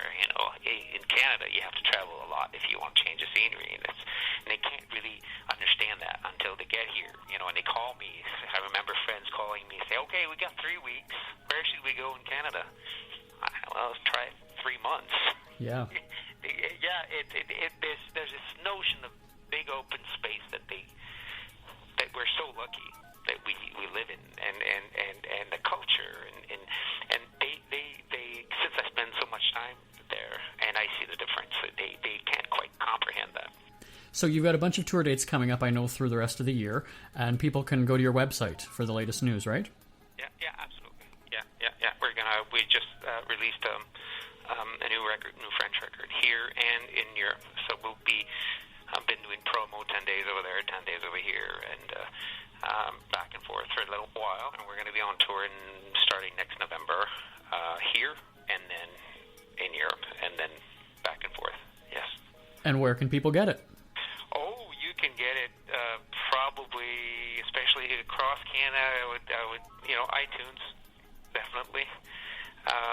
It would be probably the quickest and safest way and more honest way to get it. Good point. Well, we'll be sure to do that. And you know what? Again, I want to wish you a happy Canada Day, Roch Voisine. Thanks for joining us. Thank you very much. You too, and to everybody that's hard listening right now. We have a great country. We live in a great place. You have to travel around the world to realize how great our place is. Let's keep it great. All right. Thanks, Roch. Thank you. Celebrate more Canadian music now at CanadaDayLive.ca. I have fond memories of our travels to Montreal and Quebec. As I mentioned here on Canada Day Live, we are not only celebrating the Canadian music, but the different locations and places. As you've already heard from Alan and Natalie and Roch, that there are some incredible places in this country. And with our syndicated radio shows, I've had the opportunity to visit many places all over. And we've done two sets of shows from Montreal and one from Quebec City for Christmas. And in Montreal and the surrounding area, I did such incredible adrenaline adventures that they stick out in my mind. We went tree climbing outside the city. So it was early spring. We were doing our spring break programming. And here I am climbing a tree. I'm like 40-some feet in the air. And you got a harness. But at that point, when you're that high up, it actually doesn't really feel like the harness is going to do anything for you. But walking tight ropes and climbing nets. And then we finally zip-lined back down to the ground. So it was just incredible adrenaline adventures, and it was also the first time that I did some indoor skydiving as well. I don't have the balls to actually jump out of an airplane, out in the sky, so this is the next best thing. And apparently they say it's definitely true to life in terms of the experience and the feeling of it. And so I did some indoor skydiving. I went rock wall climbing as well. Here's the interesting thing about it, though, is that the higher up you go, the more frightening it is for some people. So I was told by the instructor, what we're going to do is we're going to blindfold you, and I want you to climb up the wall and see if it's any easier. And I'm sitting there going, bull crap, no way, going to be too hard. And so she said to me, just go on the wall and you just have to reach, because now you're not relying on, your brain isn't sitting there thinking, I'm looking down, it's scary, there's so big of a gap between the floor and me, and now I'm almost at the ceiling, and your brain is saying all these different things to you when you see everything. So if you are just blindfolded and you're going to do this, it's much easier. And sure as shoot, it was. And again, it's sort of terrifying at first, because you're sitting there going, okay, I'm going up this wall and I can't see, but she said you just feel your way. And you go a little bit slower, obviously, because you can't see exactly where you are, but it was really cool. And again, we've got these pictures, all the highlights from our travels at CanadaDayLive.ca. The direct link for that is Montreal.jbonair.com. Montreal.jbonair.com. I also took in an Impact soccer game, the local team there, and they welcomed me, and it was great because, one, I'm not a huge sports fan. I'm an entertainment reporter by trade, and also, I guess, out of hobby for the most part. I'm always talking with celebrities, as you hear on the show today. And so I thought, why not? You know what? Let's go check out a game. I've never been to a professional soccer game before, so let's do it. And so we go, and I, of course, have a press badge, so it gets me, anywhere in the arena that I wanted to go. And I thought, well, I'm going to get really close to the action. And so whenever there's a goal, when somebody scores, naturally the crowd goes wild and crazy. But here at the stadium, or the arena that we were at, it got a little bit rowdy, and they throw rolls of toilet paper, kind of like as a streamer in a sense. And then there were some lit flares. Don't worry, security and police were ready for them to a point. So I have my camera, and we're going back several years now, so it wasn't like it was the quality of, let's say, a cell phone. It was just a regular digital camera. And I'm recording the celebration of the goal, and I see a lit flare kind of fly, and they quickly throw it into a pail that either has sand or water, I would presume, to sort of put out the flame. But in this instance, the flame didn't go out and erupted in the pail. And then you see a couple more security. I mean, we've got this on video. You can see one security guard actually kind of bolts in the other direction.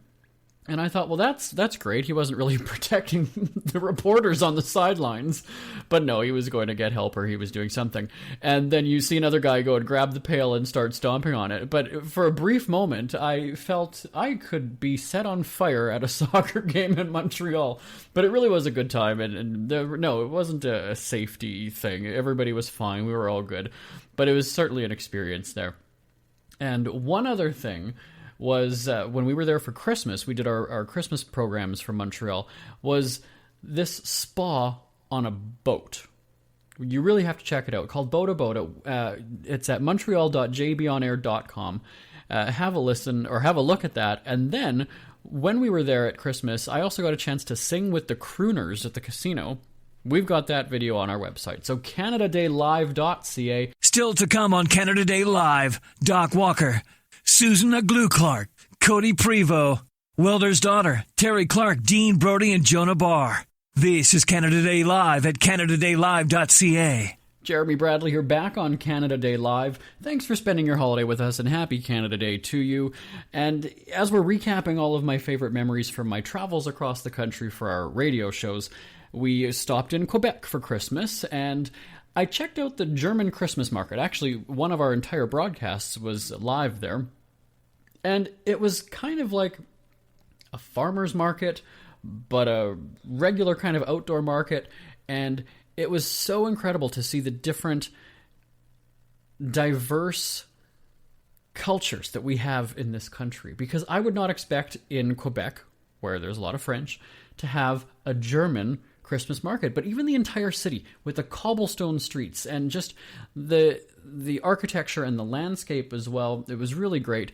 Something that we did was the 12 days of poutine. It was incredible. You know that poutine is our Canadian thing, right? So we did 12 days of poutine, and that meant a new restaurant every day for 12 days, right? 12 days of Christmas, 12 days of poutine. I gotta tell you, it is some heavy food. I can maybe on a regular week have poutine once. Try it 12 times over the course of 4 days. Because we weren't there for 12 days. We were only there for, I think it was about 4 or 5. And I had so much poutine. And they say that it's actually good if you have a lot to drink because it'll absorb, right? And I felt that it just made me feel heavier and fatter, but I still wanted to eat it because it's poutine and it's good. There was one restaurant that had over 100 different kinds of poutine. Remarkable. Incredible. So we had ones with meatballs and chicken and just everything you can imagine. Those highlights again are at CanadaDayLive.ca, and click on the Around Canada link and you can take a look at all of the fun that we've had from around the country. Ever had something to get off your chest but never had the balls to say it? That's a load of crap. Speak Free with JB.com is exactly what you've been waiting for. Your chance to tell it like it is and not care what anybody else thinks. Have your say on issues of the day. Join newspaper and radio columnist Jeremy Bradley as he tells it like it is. Hundreds of thousands of people have stopped by, including some well-known celebrities who have had a chat with JB and speak candidly about what's really going on in the world. You can join them too. Have a rant or a rave. Be brave and head on over to www.speakfreewithjb.com now. Canada Day Live continues. It's Jeremy Bradley here with Ed Robertson from the Barenaked Ladies. This stop in Ontario is brought to you by EntertainmentWrapUp.com. The latest celebrity news and gossip every day is at EntertainmentWrapUp.com. The highs and the lows from around the celebrity world, it's mostly the lows, is at EntertainmentWrapUp.com. Ed Robertson from the Barenaked Ladies, thanks for joining us today. Happy Canada Day. And happy Canada Day to you, the 150th.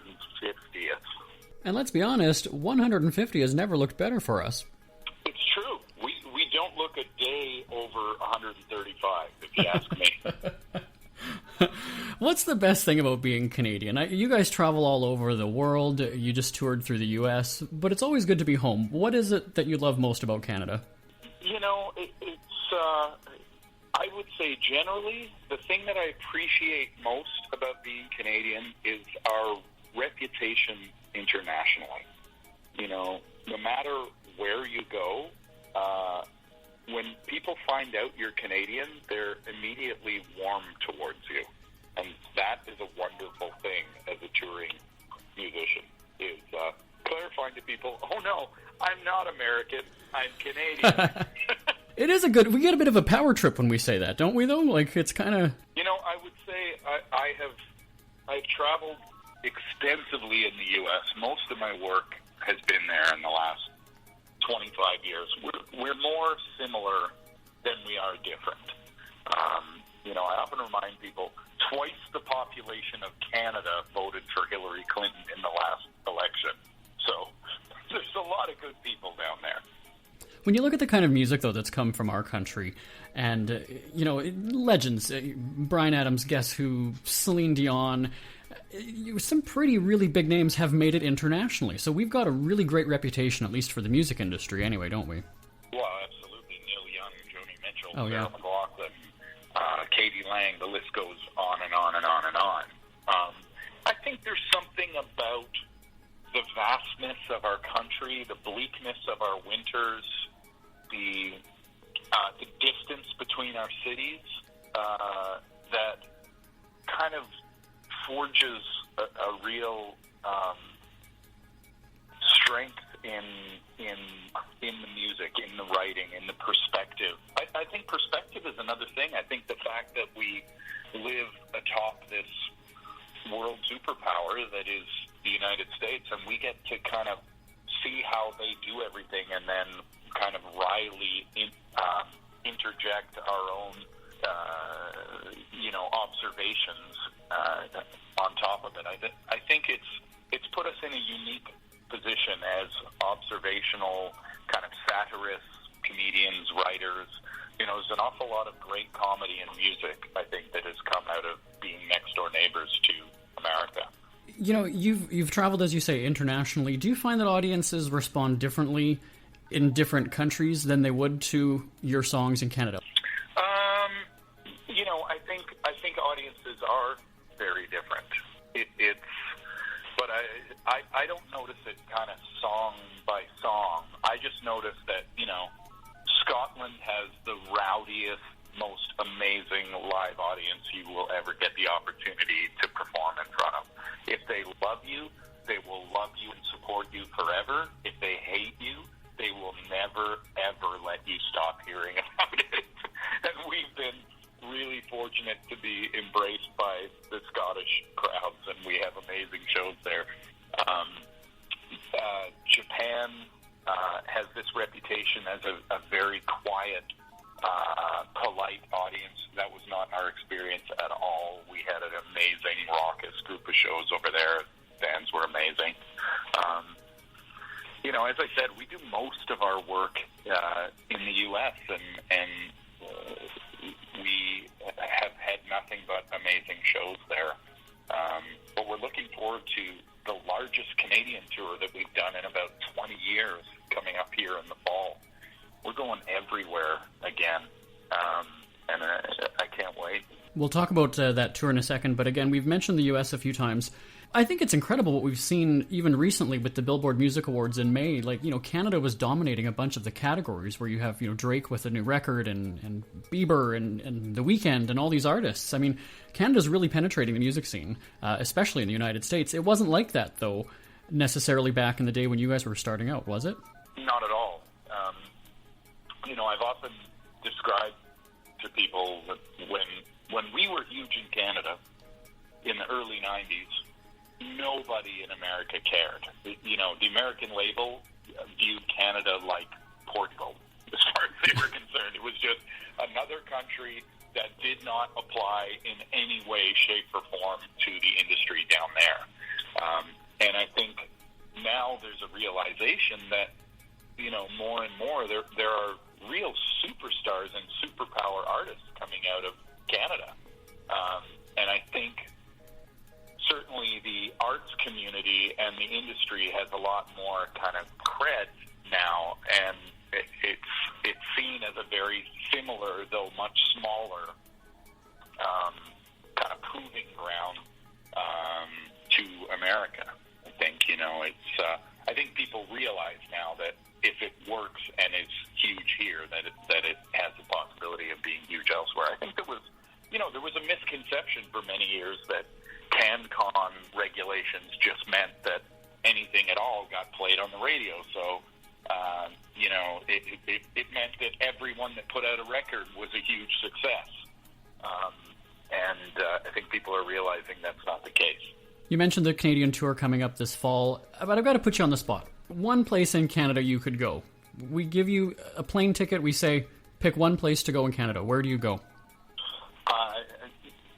It's the same answer every single time. I go to St. John's, Newfoundland. It's not just one of my favorite places in the country. It's one of my favorite places on the planet. Everybody that says to me, I really want to come to Canada, I always say, yeah, come to Toronto, have a great time, everything is there, but if you want a really unique Canadian cultural experience, go to St. John's, Newfoundland, the home of the friendliest people on the planet, the most beautiful scenery, incredible restaurants, incredible music. I just love it. You know, at the start of the show, we had Alan Doyle, formerly of Great Big Sea, on, and he told us about the area as a local, but as a visitor, tell people what can they expect when they go there? What should they do? Well, first of all, that Alan Doyle guy is a prick, and that probably came across in the interview. He's just impossible. What a temper on that guy, too. Yeah, rager, yeah. You do not want to rile Alan Doyle. You'll end up with not one, but two black eyes. Alan is a dear friend, and I love him. And honestly, that may be part of the reason why I love St. John's so much is I've rarely seen it as a tourist. I've gone and experienced it more as a local, as a guest of Alan's, and he takes me to all his favorite haunts, and his brother-in-law Todd has Mallard Cottage there in Kitty Bitty Harbor, and so I think my experience has been more akin to that of a local. Obviously, I come from away. I'm a mainlander visiting that island, right. But I'm always just blown away by the rugged beauty of the place and the resilience of the people. You're talking about a place that can get 8 feet of snow in a weekend, a place that is often shut off from the rest of the country because it's fogged or snowed in for a week at a time. It's a place that has learned to be self-sufficient and learned to be welcoming to outsiders and supportive of neighbors and community members. It's just a great feeling every time you go there. Well, there really is the Canadian way, but more so, as you're saying, in the East. So, finally, finish this sentence for me. I am proudest to be Canadian when? I'm proudest to be Canadian when I'm outside of Canada and I see the smile of recognition on a stranger's face. That sums it up perfectly. So, where can people get more information about your upcoming Canadian tour? They can go to barenakedladies.com or, any of our various social media sites. We're Barenaked Ladies on Facebook, at Barenaked Ladies on Twitter and Instagram, coast to coast, and everywhere in between for the first time in a long time, and looking forward to it. Well, we look forward to it as well. Ed Robertson, happy Canada Day. Thanks so much for joining us. Happy Canada Day, everybody. Who are the Kardashians feuding with now? What did that little thug Justin Bieber do this time? Who's getting hitched? And who's headed for Splitsville? Hear the latest celebrity news and gossip every day on Entertainment Wrap-Up. The good, the bad, the ugly, but mostly the ridiculously hilarious. It's all recapped in this daily segment at entertainmentwrapup.com. Have a laugh at the expense of the rich and famous when they take themselves way too seriously. It's 3 minutes of time-wasting fun at entertainmentwrapup.com. Check out Entertainment Wrap-Up at entertainmentwrapup.com. Brought to you by Speak Free Books. Oh, Canada, what a party! And what's a party without music? Well, we've got music stars. We're halfway through our 150-minute celebration for Canada 150.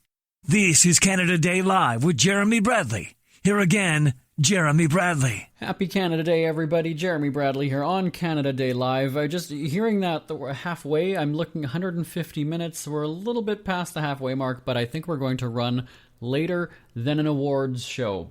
But here's the deal. We're celebrating our great country. It's going to take as long as it's going to take.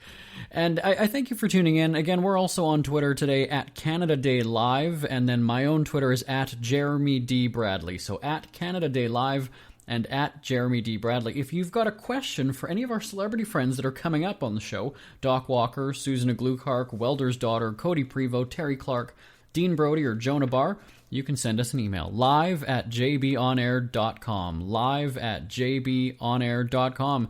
And a shout out to Sharon, who's tuning in from Drumheller. Happy Canada Day, Sharon.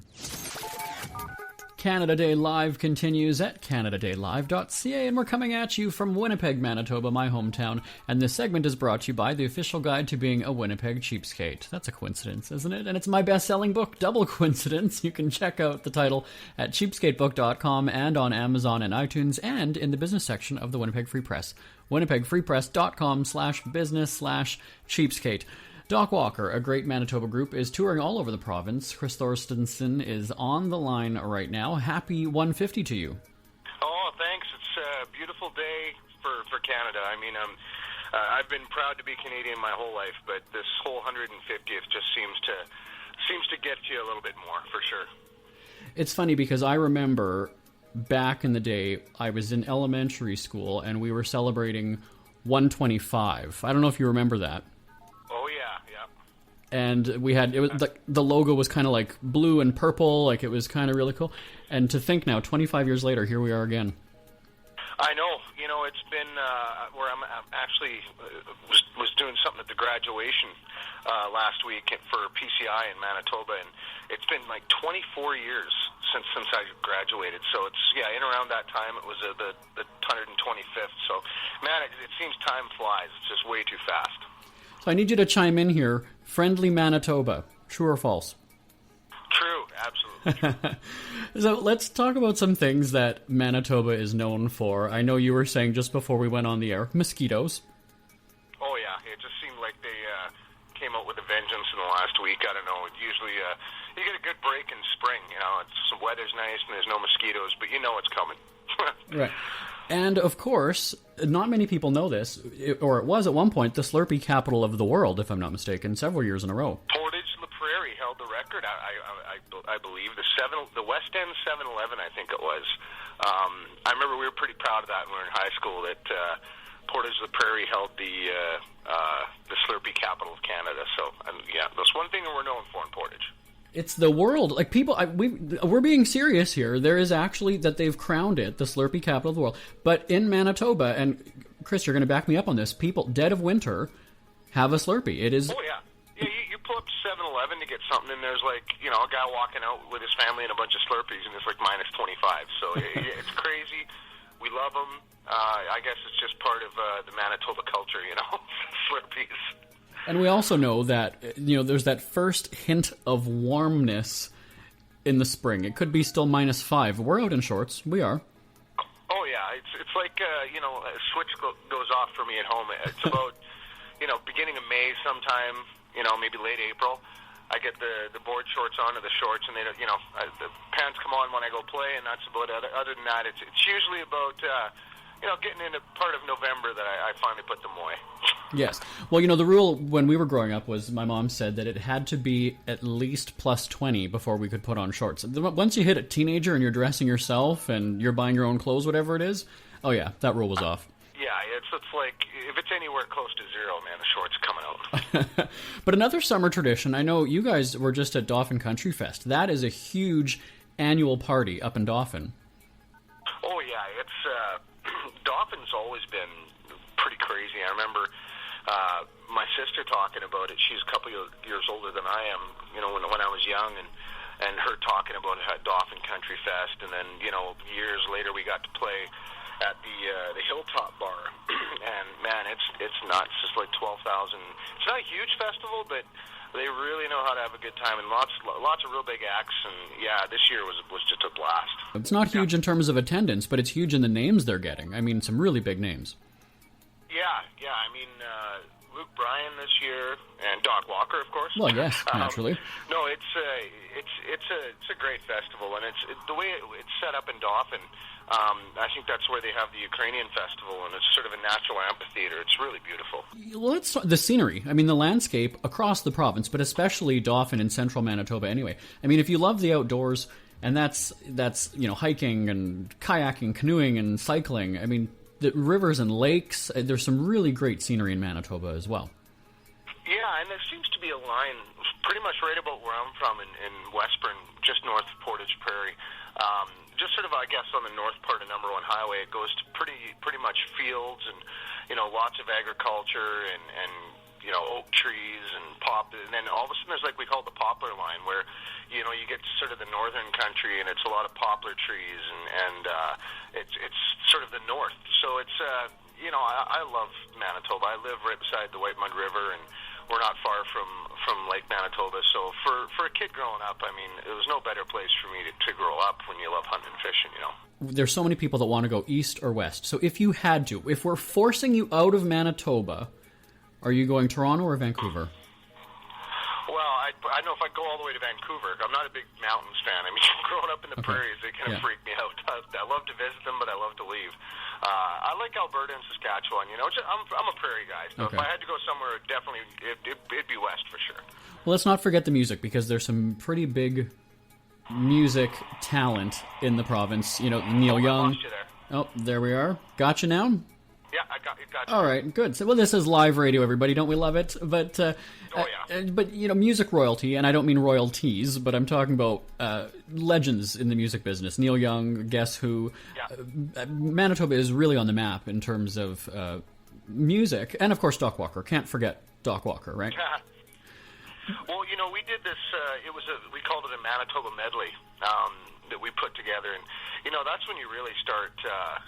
Realizing the caliber of talent that came out of and comes out of Manitoba. Between, I think we had some of the Guess Who, and then we had BTO and Neil Young, and actually Murray Pulver, our guitar player, played with the Crash Test Dummies for about 5 years. So we've had some Crash Test Dummies in there. But yeah, it's just sort of Manitoba, and I think the prairies in general have a unique sound, just like any other region. But I guess somebody had mentioned it, from back in the 60s when there wasn't the internet and whatnot. In Manitoba, we didn't really go with, a New York sound or LA sound that was from Vancouver or Toronto. We were kind of stuck out in the middle by ourselves, and I think that's where that prairie rock and roll sound really kind of came to be. Who were you listening to when you were growing up? Let's talk about some of your favorite Canadian songs. Loverboy for sure. Oh, yes. Big Loverboy fan.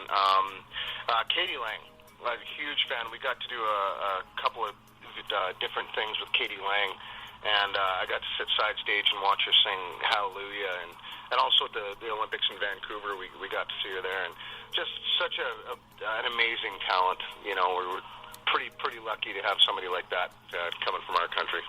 What I love is that so many people outside of this country don't realize how many of their favorite artists, or even maybe how many of their favorite songs, are Canadian. And that's really cool, too. Yeah, it is. You take per capita, I mean, there's a lot of, if you really think about it, there's a lot of big artists. But when you think of Bryan Adams, Katie Lang, Shania Twain, Alanis Morissette, I mean, and that's just touching on the big ones. I mean, Justin Bieber. The list goes on, and I think for a country with the population that we have, it goes to show that there's a lot of music, and I think it's I think a lot of it does come from the government in Manitoba government in Canada with Factor, and also with Manitoba Film and Sound. They get behind the music, and they help develop artists and allow funding for touring and whatnot, and I think that's really helped over the years. Well, you guys you're going on tour. I know you've got a big show tonight in Brandon, and I got to ask, how do you prepare for Canada 150 as opposed to a regular concert gig? Are you doing anything different? This is a huge celebration today. It is. I don't think we're going to change anything. I think it's just the atmosphere in itself is different on a day like today. It's almost one of those days where, and cross my fingers that you can't do anything wrong. Everybody's happy. It's an amazing time for Canada, and we're just really we're really proud to be a part of this and to be able to perform on today, a day like today. And I think we're gonna have fun like we always do, and I think it's just the crowd's gonna take care of itself, and it's gonna be an awesome day. Well, they're telling me that we've got to go, but we're live, so we're going to keep going. You've got tour dates across the country coming up, right? Yeah, we're actually getting in the bus tonight, and we're heading way up north, so we're going to see a lot of Manitoba. Well, it'll be at night, so we're actually heading up past Thompson, and Thompson, Manitoba. Where is it? Where are we going? Nelson House, I believe. So we've got a long drive ahead of us, and we've got a lot of shows coming up this summer across Canada, and just happy to play, but really excited to be here today on this pretty special day. It is. And one more, we've got to do a quick shout out for Weather Vane. Give us a few seconds of a plug for that. Oh, Weather Vane. Well, it's if you like Manitoba and you like the prairies and that heartland sound, this record is definitely for you. I mean, it's sort of autobiographical in a way with us being from the prairies and being so proud to be from the heartland. It's just a lot of interesting songs in there and a lot of honesty. So, if you feel like listening to something like that, make sure you pick it up. Well, of course we do. And I want to say Happy Canada Day to you, Chris. Give our regards to Dave and the rest of the gang. And the website, docwalker.ca, right? Yeah, for sure. Check it out. Listen to some music. And if you can make it out to a show, we'd love to see you. Doc Walker and Brandon tonight. Thanks, Chris. Thank you. Celebrate more Canadian music now at CanadaDayLive.ca. Canada Day Live continues from Winnipeg, Manitoba, almost the very center of North America. I don't know if you realize this, but geographically, it's just, I believe, east of Winnipeg that it's the geographical center of North America. It's fascinating because people don't realize that we see how big the States is the way it goes south, but northern Canada is huge. And so Manitoba, the very center of the country, despite people thinking that Toronto is the center of Canada. But I was born and raised in Winnipeg. I do spend a lot of time outside of the city in Los Angeles for our syndicated radio shows covering red carpets and different Hollywood events. But a couple of years ago, we brought a contest winner to Winnipeg to experience the city. I've been talking all show about how with our broadcasts on the radio, we do travel programming for spring break, summer vacation, and Christmas. And for many years, we've been doing this, but people were saying, why don't you ever showcase your own city, your own hometown of Winnipeg? And I just never thought of it, because I guess if you're from a place, you don't think it's anything special. And then maybe if you move away or if you don't spend much time there for a few years at a stretch or whatever, it has a little bit more meaning for you. And I just thought, I'll be honest, I was kind of ignorant. I just thought, well, Winnipeg isn't anything special, but it's because I was born here. I was raised here. It wasn't anything new and exciting to me. Just like when I go to Nova Scotia, Montreal, Quebec, people that live there might not think it's anything fascinating, but as an outsider, you do find it incredible. So we had a contest where we were going to bring somebody to Winnipeg, and our audience is Canadian and American. So it was in May. And we said if the contest winner is Canadian, we'll bring them over for Victoria Day, right? May long weekend. If the winner was American, we would have them over for Memorial Day, which is the week after. So we were kind of going on one of two weekends. And it was very easy for us to arrange activities because I'm known in the city. I had a column in the Winnipeg Free Press for my best-selling book, The Official Guide to Being a Winnipeg Cheapskate. I believe you've heard a bit about it today. And so I know the city like the back of my hand. And so it was really easy for us to produce a show and really show off Winnipeg. So we had a contest winner from Nanaimo, British Columbia. And BC weather can be rainy sometimes on the coast, especially on Vancouver Island. And through some emails back and forth, he was asking, what should I where? Is it warm weather? Is it rainy? What's the season like? And if you've been in Manitoba or in Winnipeg in May, it's a toss-up. It could go either way. It could be beautifully sunny and hot, or it could be snowing. Who knows? Just like in February. February, you can have plus 15 degrees, or you could have minus 30. You never know. And so we were banking on having nice weather when he was in town. And I felt really bad because I said to him, you're not going to need a park or anything. Don't go and, buy winter clothes. It's May in Winnipeg. We've had a couple days of warm weather. It's going to be fine. Of course it wasn't, though, right? That's just my luck. That's the way things go, especially when you've got somebody who's not accustomed to cold prairie weather. It's a dry cold, as we often hear in Manitoba. And he had some appropriate clothing. It's not like he came dressed for, Hawaii or the beaches in Australia. But certainly he wasn't expecting -1 and ice pellets and freezing rain and torrential downpours and windstorms. That is what happened when our contest winner was in Winnipeg. So not the best experience weather-wise, but we did have a great welcome. We got a letter from the mayor, Brian Bowman, who provided a letter in a welcome basket at the hotel that he was staying at. And we had a great dinner at a wonderful steakhouse. And then we also checked out the zoo. Now, the funniest thing about our zoo in Winnipeg, the incredible polar bear enclosure, the habitat that they have there, they just spent, I don't know how much time and money renovating it, but it was worth it, I think. And the polar bears basically swim above you. If you haven't gone to the zoo or heard about it, it's definitely worth checking out. And so that was what we were looking forward to doing at the zoo. When we got there, and again, pissing down rain. It was horrible, horrible weather. Both of us in shorts, by the way. But I'm a Winnipegger, as we know, when it's just +1, we're in shorts. And it was so embarrassing because we were soaking wet. We just got out of we're walking from the car to the front gate, like to go into the admission building. And we're soaking wet. And there were 8 cars in the parking lot when we got there. Presumably, all staff. And eventually you kind of just have to laugh about it. Like, there's no way we were backing out of it. We did an interview there with the PR person, and we had a good time. And basically, free reign of going and checking everything. Free reign, haha, of checking everything out. And so we had to just sort of laugh as we're running through this pouring rain, and we're soaking wet, and it was incredible. But we did get some good pictures of the polar bear, so you can check that out. It's at peg.jbonair.com. peg.jbonair.com. We link you through on our website, by the way, at canadadaylive.ca, if that's easier for you to remember if you're already on the website listening to the streaming broadcast. canadadaylive.ca, and click on Around Canada, and you can check out the rainy, wet weather in Winnipeg. Trans fat free, gluten free, and only 10 calories per serving. It's the Scribble Podcast with Jeremy Bradley. Every week, JB serves up a dash of humor with a side of sarcasm at thescribbleshow.com. From current events to scandalous entertainment stories, The Scribble is 30 minutes of time-wasting fun. With cheapskate tips and celebrity guests, JB keeps you informed about what's not important in the world. The Scribble Podcast at thescribbleshow.com and on SoundCloud and iTunes.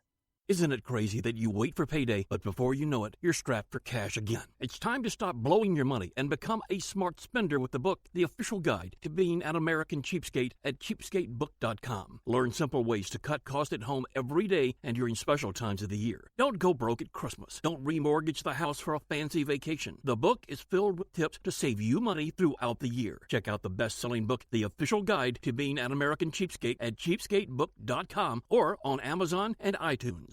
The only guy who tries to leave Canadian Tire money as a tip. Here's your host of Canada Day Live, Cheapskate, Jeremy Bradley. From Manitoba, we're heading up to Nunavut on Canada Day Live. It's brought to you by Multiple Sarcasm, a new book shining light on the ridiculous and making you laugh when you're sick of constant political drama from, well, you know where. Well, what's it like crashing a backyard karaoke party or traveling with a train wreck colleague who insists on drama at every turn? Stories that achieve the ultimate climax in the book at multiplesarcasm.com and on Amazon and iTunes. Susan Aglukark is joining us now on Canada Day Live. Happy Canada Day to you, Susan. And to you as well, Jeremy. Thank you. Well, thanks for joining us and spending the holiday. So we're both Manitobans, although you live in Ontario now, though, don't you? I do, yes. And you've lived in the north, a place I have yet to visit myself, although we have been to Yukon. Northern Canada, home to some really incredible culture and history, isn't it? Absolutely, and I have to say this. I call myself Manitoban by default, and only because when I was due, the closest hospital was Fort Churchill, Manitoba, and once I was born, we flew back to Nunavut, it was that Northwest Territories. Right. Apuliat is where I grew up, which is right on the west coast of the Hudson's Bay. So technically, I'm a true Northerner, born in Fort Churchill, Manitoba. You know what's crazy is that I was almost born in Kenora, Ontario, when we were out, my parents, I guess, were out, and my mom went into labor, and they were rushing back at Falcon Lake, and so I was almost born in Ontario, so there we go. So you know the story. Yes. But when I think of music, though, we've got music all over the country, of course. There's just something more genuine, and it's steeped in history when it's from northern communities. I don't need to tell you that. You know that. It's more from the heart. It's more community and less commercial. It's not really commercial at all for the most part, is it? No, it isn't, and you're absolutely right. In fact, I'm doing a new album right now, and I was in the studio today, and I'm writing this new album, and really, what I'm really drawn to is the more I've done this career, and it's been 25 years now, the more, ironically, I have fallen in love that much more with my culture, and especially the history, the places that we come from. And the more I research it, we come from the Bering Land Bridge. That's the theory I subscribe to. That's the one I believe. And as I learn more about these incredible ancestors, the songwriting is really storytelling of this incredible part of Canadian history, who Inuit are, who we were, where we came from. The journey alone to get from the Bering Strait across the north and into the regions that we've settled over these last several thousand years, and that's the music I'm writing. Those are the stories I'm telling. So it's not songwriting to songwrite right now. It's songwriting to tell this incredible story, and it's easy to do that when you write about the north. Well, and that's the thing, is that music, any kind of music, is about storytelling, as you say. So there's a different message, though, when it's a country song about a breakup or it's, whatever. It really is music that comes from the heart, and it comes from within, and it's natural, is what it seems like. It is, and yeah, absolutely. And I think part of what's exciting about has always been exciting for me when I engaged the songwriter, because there's this whole other process that had to happen for me coming from small town Nunavut and then into this incredible career. Is I had to fall in love with what I was quote unquote representing. And when you come from a culture, you kind of take it for granted. Yeah, I've seen whales, I've seen polar bears, I've seen herds, I've seen it all, I've hunted.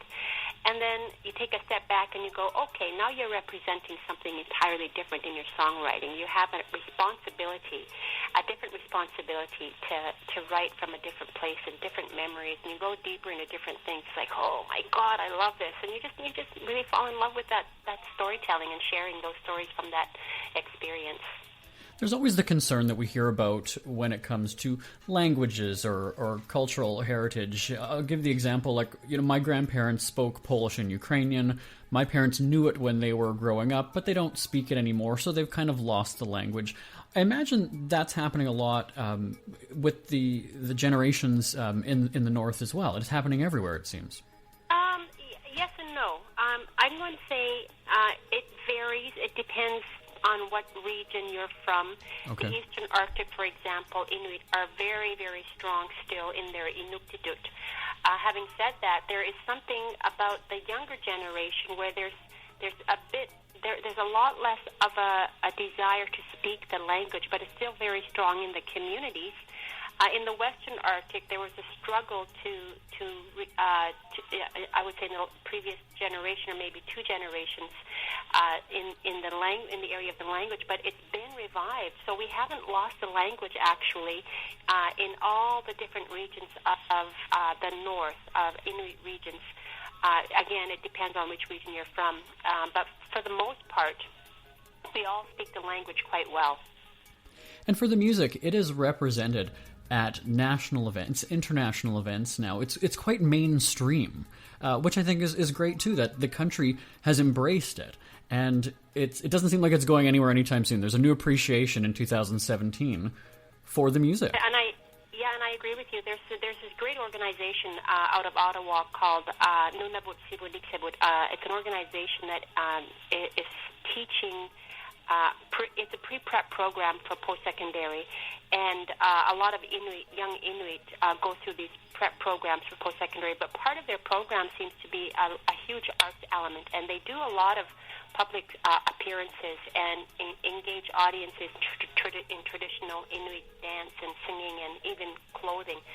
And there's a lot of that going on all over Canada. And all over the world, we get great young artists doing a lot of throat singing and storytelling now as part of their performances. So it seems to be a love that Canada is a love relationship that Canada is having with Inuit culture that gives us this opportunity to share it worldwide.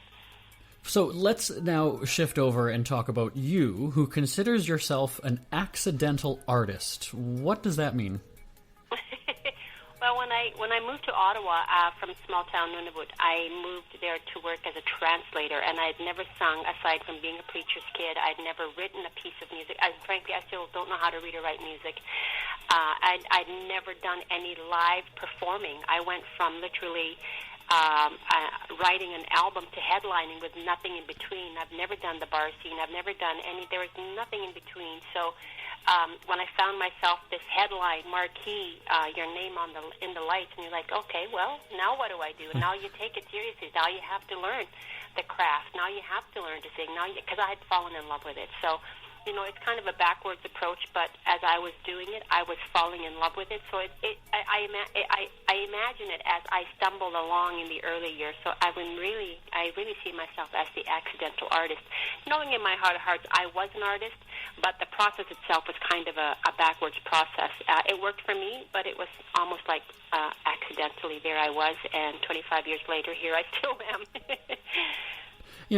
Susan, my accidents get me in trouble. Yours get you awards, the Order of Canada, performing for the Queen. I mean, come on. You've had quite a ride. I would say the first 10 years, Jeremy, I was like, I don't think I've earned it yet. I don't think I always think of, when I meet amazing artists, I think, give it to him or give it to her, or let me nominate somebody else for this. There was at least the first 10 years, I was like, oh my God, thank you. But really? Okay, thank you.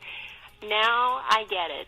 I get the falling in love with the art and how hard we honestly have to hustle. We're really good hustlers. You learn to hustle for the work, and I've fallen in love with it, and now I'm at the point in my life where every award I get, yes, thank you, I've earned this one.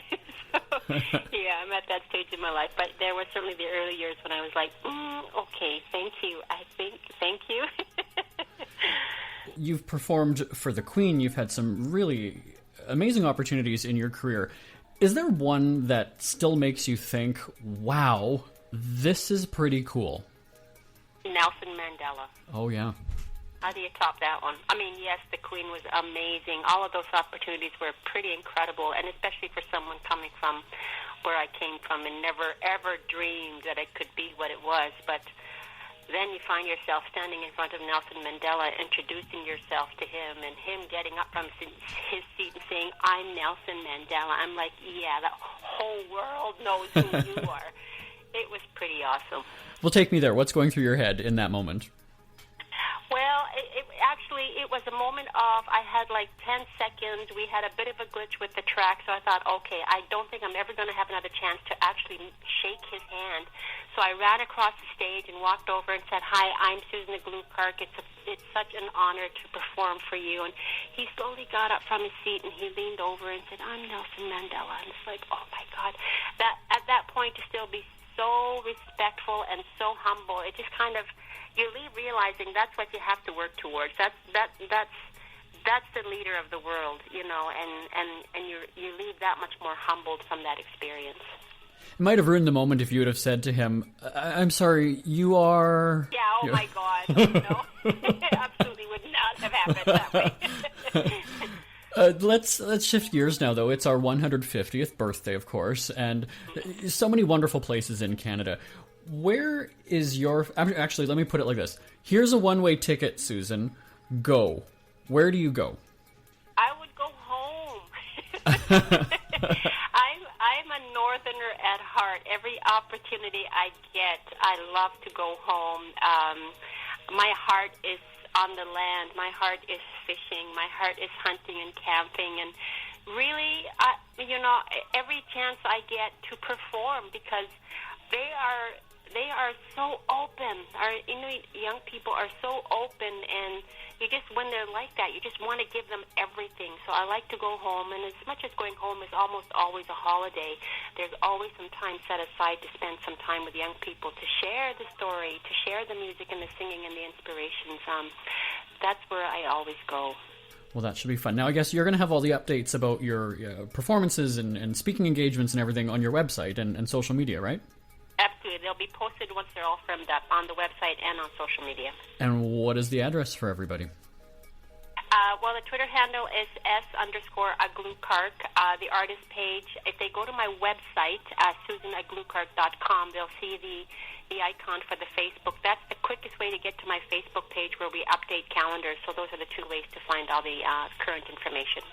Well, we will be sure to watch that. So by way of Manitoba and Nunavut, now in Ontario, did I get that right? I think I did. You got it right, yeah. Well, Susan Aglukark, thank you so much for celebrating 150 with us. Happy Canada Day.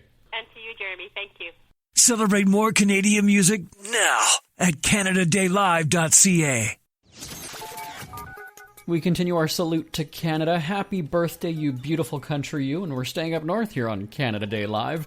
This visit to Northwest Territories is brought to you by ShopErnie.com.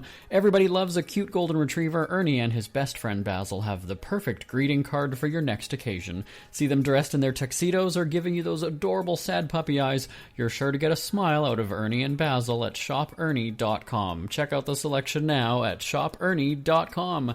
Karen Novak from the music group Welders Daughter joining us on the line from Northwest Territories. Happy Canada Day. And happy Canada Day to you as well, Jeremy. Well, thank you so much. The music scene in Yellowknife. I know you guys are originally from Vancouver, from what I understand, but what's the scene like in Northwest Territories? You guys, you're legends there, is what I hear. Well, thank you. We've got a lot of work here, and that's why we moved from Vancouver up into the territories here, because we've got the opportunity to play way more here than we could anywhere. I guess our story's a little bit backwards. Most people go to the major cities to pursue the music, and we did everything backwards and found success that way. So when you hear about these artists, as you say, they'll want to go to Toronto, New York, Los Angeles, sometimes even out of Canada altogether. You went Vancouver, you went BC, and then how did you actually start to do shows up north, though? How did that come about? Well, we were a touring band, touring right across Canada, well, Western Canada mostly, and found ourselves having more and more opportunities to play in the north. They would give us more and more dates, and eventually they just didn't let us go at all. That's why we're still here 14 years later. What kind of acts do they get up there, though? You're not having the Rihannas, the Justin Biebers, I imagine. Who performs up there? Well, we did have Jimmy Rankin come up in here. We have small venues. We don't have the capacity to have, like hundreds of thousands. I mean, our entire population for our major city is only 20,000 people. So that's that's our entire population up here in the north here. So we have a very small population, so we don't have the facilities. But we do manage to bring in, we have the Folk on the Rocks Festival, which is a big one here in Yellowknife every summer, and they'll bring in like Blue Rodeo and all sorts of great talent that we never get an opportunity to go see. So a lot of the bigger bands will bring in just one or two members, and we'll just have a more intimate showcase in there. So things like that we really enjoy up here in the north. It's a very music-loving community up here. The northern people love music. Well, and there's something. Part of them, I think. Well, yeah, absolutely, and there's something about those smaller, intimate venues anyway that just feels like you're more connected with the performer and the performer with the audience. Don't you think? Absolutely. I've had people say it's how you make them feel. It's like you're a tuning fork with your audience, and it's just the most amazing thing just to be able to connect with them and see them right in their eyes. So my next natural question then is, do you prefer the rain or the cold? In the cold, at least there's some sunshine, Oh, that's true. That's true. It depends what time of year you're asking me this. That's right. When you've had 8 months of winter, you're ready to see just about anything different. But no, I prefer the cold, actually. Is the area and the region what you expected before you even visited? Because again, like I said, Vancouver, Toronto, these big cities, people might not have an understanding of what happens or what life is like in the north. Is it what you expected, or was it a total radical shift for you? I think we came up to the north without an expectation. We were just happy to be working. Right. As a musician, we were just like thrilled that we could be working this much, and we didn't. And like I said, the audiences and the respect for music and the love for music that you have up here is unlike I've seen anywhere else, except maybe perhaps Manitoba and Winnipeg. Wow. Big love of music out there as well. But you're treated like royalty when you're music here, and there's a great respect for what you do, which is an amazing feeling when you're a musician. So what you do is you record original tracks, but you also mix in a whole bunch of songs that everybody knows, country, pop, some oldies, I guess, too, in there, right? We're known as we have a house band position up here in the Gold Range at the Yellowknife. As a house band, we lock in like anywhere from 3 to 10 months at a time, playing 5 nights a week. I have another house gig up in Nunavut, which is way past the almost at the Arctic Ocean there. Right. And we'll lock in for another 3 to 5 months up there, playing 6 to 7 nights a week up there. So between the 2 house gigs and throwing in the occasional special event or festival, we're booked full time. And I believe we're Canada's #1 working band as far as dates and how many sets we play every day, every week, every month. Doing all that, I understand you guys have some either new music coming out or you're going to be touring. Like, what do you have on the go then for the next 6 months, let's say? We've got actually some interesting things coming up. The fact is, our band started, we're celebrating our 20th year as a band, full-time band this year. So we recorded an original rock album, and that's how we started, touring as an original rock show, hard rock. That was under the name of the Karen Single Band. Now, that one is getting a revitalized listen to, and it's part of a trilogy, which is going to be added to this year. And we're also recording a Welders Daughter album, which is country-based originals. And we're also releasing a single of a version of a dance song that we do called What's Up by Four Non Blondes. So, Concrete Blonde. So, 3 different genres of music. Again, we're that band that does everything backwards, and it works for us. And do you take requests? We are known for taking requests. There you go. Absolutely. As a matter of fact, today I've got a list of people send us little pieces of paper. I've got a stack of about 3 inches deep of paper that we're going through right now. And still, even online, we're asking for requests, and we absolutely take requests. What's the top song then that you get requested? It depends on the night. Okay. Saturday nights are different than a Tuesday night. #1 right now that we're getting requested for is probably Head Over Boots by John Party for a cover song. Wow. On top of the What's Up. That one's a constant one for years now. Wow, that's incredible. So with all this stuff on the go, I know people, I guess, can get the latest information where on your website or social media? We've got, again, double websites because of double band names. Right. Welders Daughter band.com and also the KarenSingleBand.com. And we're also on Facebook. Well, we'll be sure to check it out. So, Karen Novak, joining us from Yellowknife Northwest Territories. Thank you so much, and congrats on all the success with everything. And again, Happy Canada Day to you. And Happy Canada Day to you and to all listening.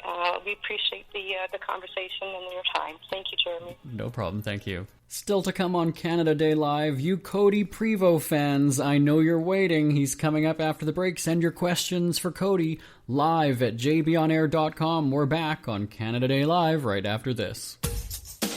Ever had something to get off your chest but never had the balls to say it? That's a load of crap. Speak Free with JB.com is exactly what you've been waiting for. Your chance to tell it like it is and not care what anybody else thinks. Have your say on issues of the day.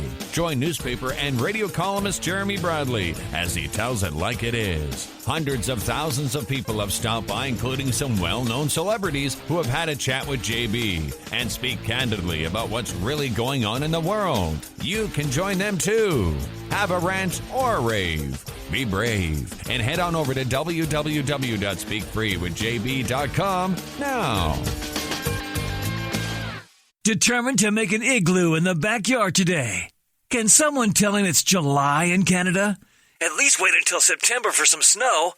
Your host of Canada Day Live, Jeremy Bradley. We're leaving northern Canada and heading back down to the prairies. This stop to Saskatchewan on Canada Day Live is brought to you by Entertainment Wrap-Up. The latest celebrity news and gossip is online every day at entertainmentwrapup.com. The highs and lows from the celebrity world, but let's be honest, it's mostly the lows, can be heard at entertainmentwrapup.com. Making a stop on the prairies, heading to Saskatchewan with an honorary Aussie joining us on the line. I don't know about that. Codie Prevost is joining us. Happy Canada Day, Codie. Hey, same to you, Jeremy. How are you? Good, thanks. How are you? Oh, I'm doing great. Thank you very much. All right, we're going to get to this Aussie thing in a second, but I'm going to jump right into this. Canada Day in Saskatchewan. Tell us about it. What happens in the big province? Well, there's a celebration everywhere you look. Yeah. We're all about having parties here in Saskatchewan, and it's definitely the day of the year where every single place has a party, and that's exactly what's happening this year. We're actually performing down in Wadena, Saskatchewan, of all places. It's actually quite close to my hometown, so it's pretty exciting to be able to get back home and get to perform a show that close to my home on Canada Day to celebrate with everybody that I, started out with, and some of my biggest supporters are from that area, so it's very exciting. Well, we always see big 4th of July celebrations with our friends down south, and a lot of people say they're more patriotic, but with this 150 thing, it seems like Canadians are ready to go. I would have to agree with you. Everybody's going all out this year. There's every band that I know, it doesn't matter what caliber, they are out performing somewhere. Every single person has hired a band, and everybody's putting on a show, and it's just a great thing, and it's a great celebration. I'm proud to be Canadian. It's a great place. I've traveled all over, the world basically, and I always come back to Canada, and it's one of the places I feel the safest, and also I feel the people are the most friendly here, so it makes me proud to be from Canada. But I mentioned at the top you're an honorary Aussie, and you spend, it seems like, more time out of Canada than you do. I'm not going to hold that against you, maybe a little bit, but Yeah, Jeremy, it's just been in the last few years. I started working with a couple companies down in Australia, and I've been getting to do some tours there, and it's been, one of the reasons I love Australia so much is because I find when I go there, I feel just like I'm in Canada. It's, except for obviously it's warmer for more months of the year, but besides that fact, the people are just as friendly, and it's just a great place to go, and it really reminded me of home, which is here in Canada. So it's a great place to go, and I'm very fortunate to have that opportunity. I'm going to put you on the spot here because it's my show. I can do that, right? I want you to tell everybody Happy Canada Day in your best Aussie accent.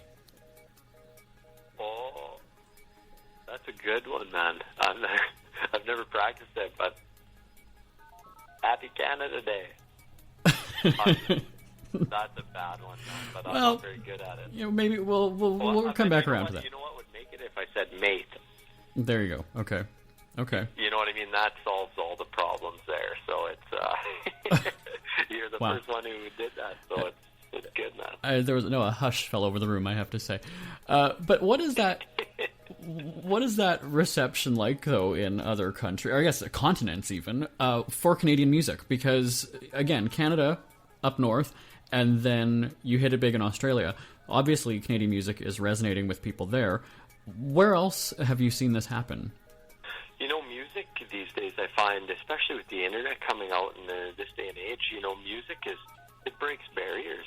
Your music can get heard in China, can get heard in all parts of the world, and I just find that music's becoming almost a universal language, which I think it has for years, but with the internet, it just makes it that much easier.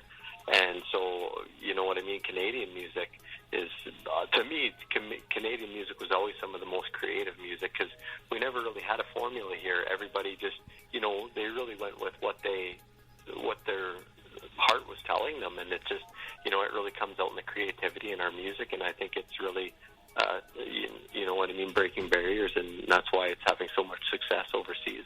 What's the craziest response you've had from a crowd in another country? Oh man, Australia's a pretty wild place. Like, so they like to have a good time there for sure. But one thing I couldn't understand is, people like to start up the party fairly early in the day, and so one day after the show, you know what I mean, the show was wild, and it was like a 5 p.m. show, and I asked someone after the show, I said, I noticed that people here are already having a pretty good time, like, they don't waste any time. He said, well, you know what, we have a curfew here, which is 10 o'clock, so they start at about 10 in the morning just to make sure that they have a good time before they have to go home. What do they know or think they know about Canada? Like, is it the stereotypes that we hear, maple syrup, poutine, like, what do they think or say about Canada? Well, it don't matter where I go. It could be the States, it could be Australia, but everybody just thinks it's the, you know what I mean, the North Pole. Like minus 50 every day. But you know what I mean, we do get those minus 40, minus 50 days, but there's not, you know what I mean, it's not like that full on right through winter. There's, breaks and stuff, but it's just people have this vision of Canada being like this deep freeze where you go and it's like cold all the time. And it's funny too because there were a few days in the spring. A lot of my time is spent in Los Angeles as well, and Winnipeg had warmer temperatures than Los Angeles for a couple days in the spring. So yeah, it's funny. It's funny how the world is changing. I as well have been in LA a little bit, and there was some days there where it didn't feel that warm to me. No, but you feel a lot of warmth on Twitter with your chats, and you take over Twitter. Tell Canada about that. So every Tuesday night we do a Twitter party, and it's from 8 to 9 Eastern Standard Time, and basically we get on there and we chat for an hour, and all you got to do is go to Twitter, and in the search bar, put hashtag Codie Prevost, and that's CODIE PREVOST, and then just log on Tuesday night, and when you type in that hashtag up will pop all the people chatting, and it's every week we get new people, and there's people from all over the world, Indonesia and different countries, and it's growing every week, so we highly encourage everybody to hop on there on Tuesday nights. And what time is that for Central? Man, let me think about that. So it'd be like, well, right now it's 7 to 8 Central Time. Okay. That's an inside joke between Cody and me, just in case anybody's wondering what I'm referencing. But yeah, we've had some tricky times with the time changes. Yes. They tell you some very, very weird things. Let's be honest here. You're told some pretty personal stuff in public. Well, I think as you progress and as you perform more and, build up the fan base, I think you get to know those people along that journey. And, I almost feel like it becomes more of a family type event that goes on. Like you have this big group of people, but you've been, with these chats and stuff, you really get to know people. And so on the chats, we do get into some discussions that, have more personal sides to people's stories. And it's always nice to hear, it's always nice to chat about other things besides the music and get to know people on a one-on-one basis. Weirdest thing that somebody's ever told you on there? Oh, man, there's some strange stuff, but you know what? Let's come back to that question at the end. I'm going to think that through. But I guess, that goes to show what Canadian artists and Canadians are about anyway. There's that friendliness, there's that welcoming, and we see that coast to coast to coast, almost anywhere you go, except Toronto because, But that really does speak to what Canada is all about, doesn't it? Oh, it does. Every time I leave, anywhere in Canada, you're walking down the street and, people are saying hi to each other, and it's that friendliness that, makes me, again, proud to be from here. And that's, my shows, and when I'm at a live show and putting on a concert like that's one of my things is I want everybody at the concert to feel welcome there and to feel a part of that show. And, being from here makes that really easy to do. Wear a Canadian flag, wear a maple leaf, show it somewhere on your backpack, on your shirt, on your hat, whatever, and you'll be fine. That just puts me at ease when I go somewhere. Yeah, I've heard that too, and so there you go. It's everybody kind of knows it. Even some of the people from the States, when you talk to them on the phone, and they right away know you're from Canada when you say please and thank you on the phone, and are courteous, and so it's quite good. I think it's a great thing that we're known for that. So what are you working on now? You've got some new music that came out a couple months ago. What's happening for the rest of the summer? Yeah, so the singles out is called You Won't Sleep Tonight. First single off the upcoming album, which is going to be released this fall. Summer, we got a bunch of tour dates. I've been doing actually a trio show, which is 3 of us in the band, and we got a percussion player, a lead guitar player, and myself, and we've been having a lot of fun with that. It's more of an interactive show. We get the crowd involved quite a bit, so we've been touring with that show a lot, and we plan to continue doing that this year. And when the album comes out in the fall, obviously I'll have release parties and then plan some tours across the country to promote that album and get out and visit everybody. We have 1 minute, but 2 things to take care of. Weirdest thing somebody's ever told you, and happy Canada Day as an Aussie. Yeah, man, I guess some of the weirdest stuff would be like some of the photos I get, you know what I mean, of people in their, you know what I mean, like just wearing their underwear or whatever it might be. There's some, you know what I mean, there's some strange things like that happen, which is pretty interesting sometimes. I'd have to say that's probably the weirdest stuff. Well, now I'm embarrassed. You weren't supposed to tell everybody about that, Cody. Thank you so much. I appreciate it. Well, that's all right. Well, that's all right. And finally, your Canada Day greeting. G'day, mate. Can't wait to see you guys out on the tour. We're gonna end it right there, I think, Cody. It was a good attempt. He's a trooper, everybody. I put him on the spot. Well, Codie Prevost, happy Canada Day, and thanks for spending the holiday with us today. Hey, thank you greatly, Jeremy. I appreciate it.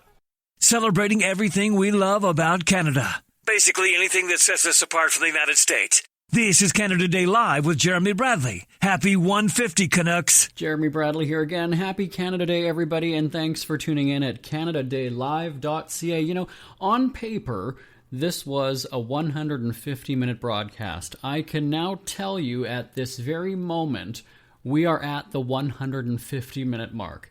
But here's the deal. The best parties don't end on time. We are still going to chat with Terri Clark, Dean Brody, Jona Barr, and relive our memories from Jasper, Alberta, Dawson City, and Whitehorse. It's all coming up. Let's continue on Canada Day Live. Canada Day Live continues here at CanadaDayLive.ca. We're heading to cowboy country now, and this stop in Alberta is brought to you by the Scribble Podcast. Your weekly dose of time-wasting fun. Join us as we chat about current events, pop culture, and talk with celebrity guests hawking their goods. It's the Scribble Podcast at thescribbleshow.com and on SoundCloud and iTunes. Have a listen at thescribbleshow.com. After this show, of course. Well, let's get a little bit country, and you know what, a little bit rock and roll. Country music superstar, I hope you're not offended, Terri Clark, you're joining us on the line. Happy Canada Day, Terri. I'm never offended by being called a superstar, maybe a little overinflated, but thank you. Well, no problem. Well, thanks for spending the holiday with us. We appreciate your time.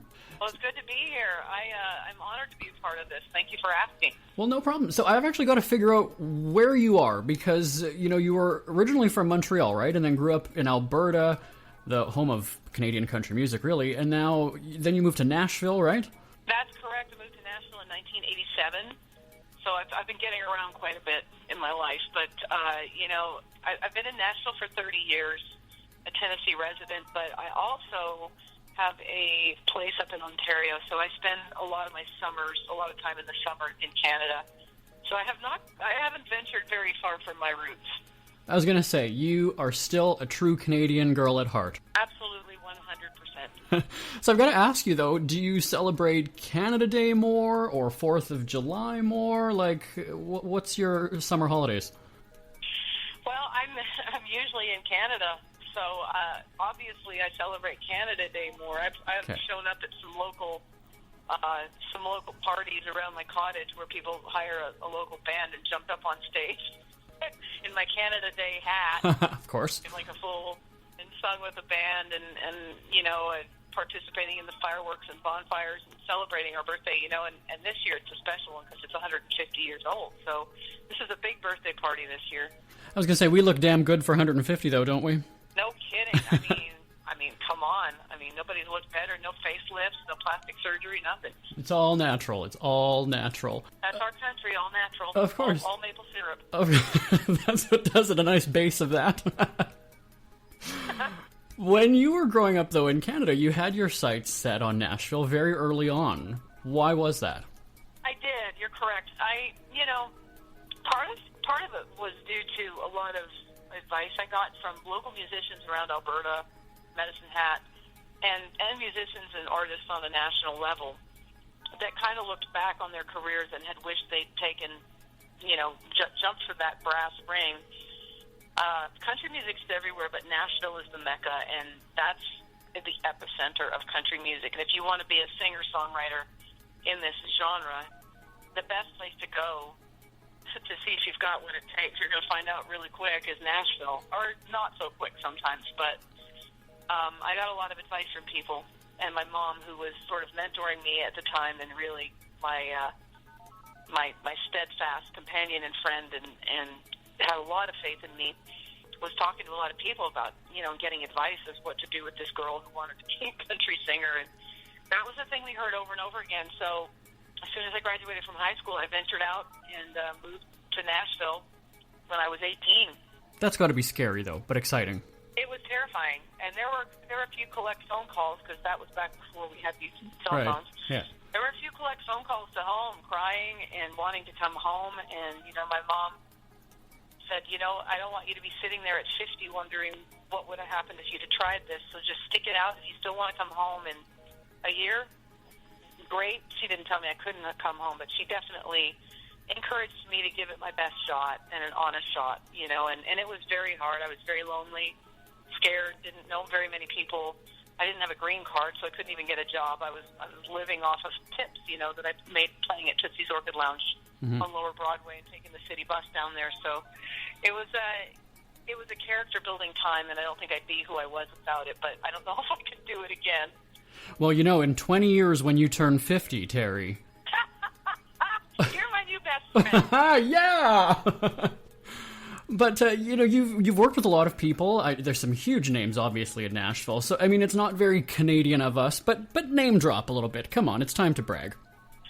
Oh, the people I've recorded with, just even that over the years, people like Vince Gill and Alison Krauss, Emmylou Harris. I've gotten to do duets with Dirk Bentley and Tanya Tucker and Reba. There have been some amazing moments in my career. Becoming an Opry member was the pinnacle, the hugest thing. Being representing women from Canada at the Opry is definitely something that I hold very dear and near to my heart and approach with tremendous responsibility because it's important. So there's been a lot of tours that I've been on, and touring with George Strait and Toby Keith and Reba and Brooks and Dunn, and it's been a ride. Let me tell you, I don't know if I could top it at this point or what's next, but it's there have been several moments, so a lot of pinch me moments where I can't believe I'm standing here talking to this person or having dinner with this person, or that this person's in my phone. I could just pick up the phone and call Reba. Now, don't go steal my phone, everybody, but things like that are crazy to me, and I just am astonished and humbled by it all. Never mind, I was going to put you on the spot and have you call Reba right now, get her on the air, but we don't have time for that. Yeah, if I do that, I may not get to call her again. I'm going to go ahead and change my number now, Terri Clark. When you call me, you put me on the air. You got to go through management. Did you all hear that? We just had Reba on the phone. That was uncanny. That was uncanny. That's my best shot. But, I think that a lot of artists discover that it's not as easy having a hit record in the U.S. as it is in Canada. And maybe times are changing, I'm not sure. Because an album can go gold or platinum in this country, and it can have completely different reaction to consumers in the States. Right. Well, there's just there seems to be a bit of a disconnect or a lack of recognition for some reason. And, I think a lot of Canadian artists realize this and they get it. And I think any Canadian artist that could have American success would give their eye teeth to do so. I think it's definitely the feather in the cap that we all want. And not everybody has achieved or gotten to that point yet. It seemed to me like the 90s were the decade where that happened, and then it just sort of stopped, that crossover to the American charts thing. And I would sure love to see somebody do it again soon. Somebody's got to do it, and it will happen again. It's just been a really long time since it has. And in the era of Shania, becoming the biggest star, the female Garth Brooks of country music, and Paul Brandt and myself and the Wilkinsons all seeming to have some success south of the border. Beyond the mid-2000s, it's just sort of tapered off, and there are some great Canadian artists that I'm a big fan of. I love some of the artists that are out there. I love Dean Brody. I love Dallas Smith. We're all friends, and I would love to see one of them, come out of the chute with a big old smash in America. That would definitely put them on the map internationally. What's awesome about country artists is they're so welcoming and so friendly. You mentioned Dean Brody. He's been on our show, and we were just in his dressing room in Winnipeg, chatting before his concert, and he was answering listener questions. And so there's just this community family vibe that everybody's welcome when you're a country music fan. Yes. It's great.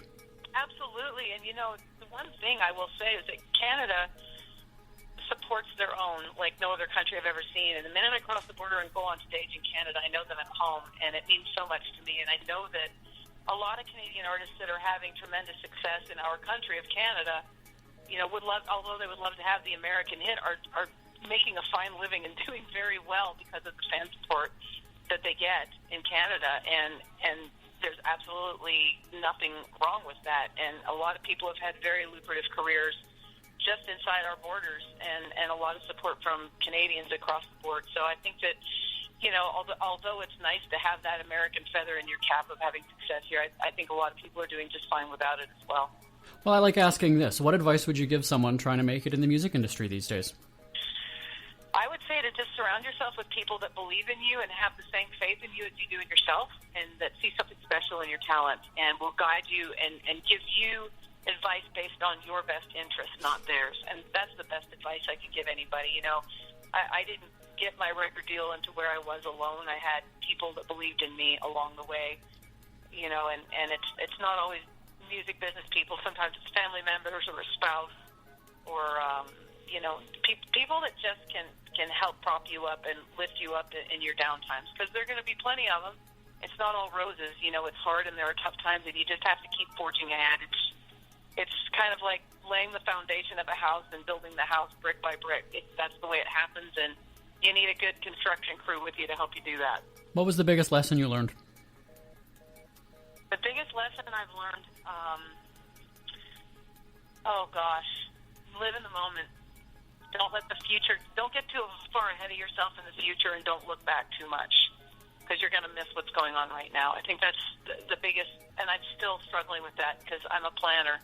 And I like to live way far ahead and make lists and plan out everything I'm doing in the year 2024 now. And I got to learn to live in the moment. And, I'm getting better than I was at it, but it's a slow learning process and baby steps. But that's one thing I wish I had enjoyed and relished the moments more, especially in the heyday when things were just exploding and everything was, I was so worried about hanging on to it. I don't think I enjoyed it in the moment that I had. So that's the greatest lesson I can bring from all of it. If anyone's just tuning in, we've got Terri Clark here. She's going to be getting us Reba and Shania on the phone momentarily, so stand by for that. No? Stop that. No, it's not happening? Raising expectations. Okay, all You're right. raising the expectations I cannot meet. Oh, well, you know what? I've got to ask you then, what do we see happening in year 150, 151? What are you working on? What's on the go?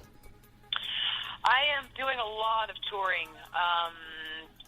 I'm making new music. I am thinking about writing a book, but that's very beginning, talking stages. But there's a lot going on. I'm recording a radio show in Nashville called Country Gold, and it's all very 90s focused, and I interview artists from that era.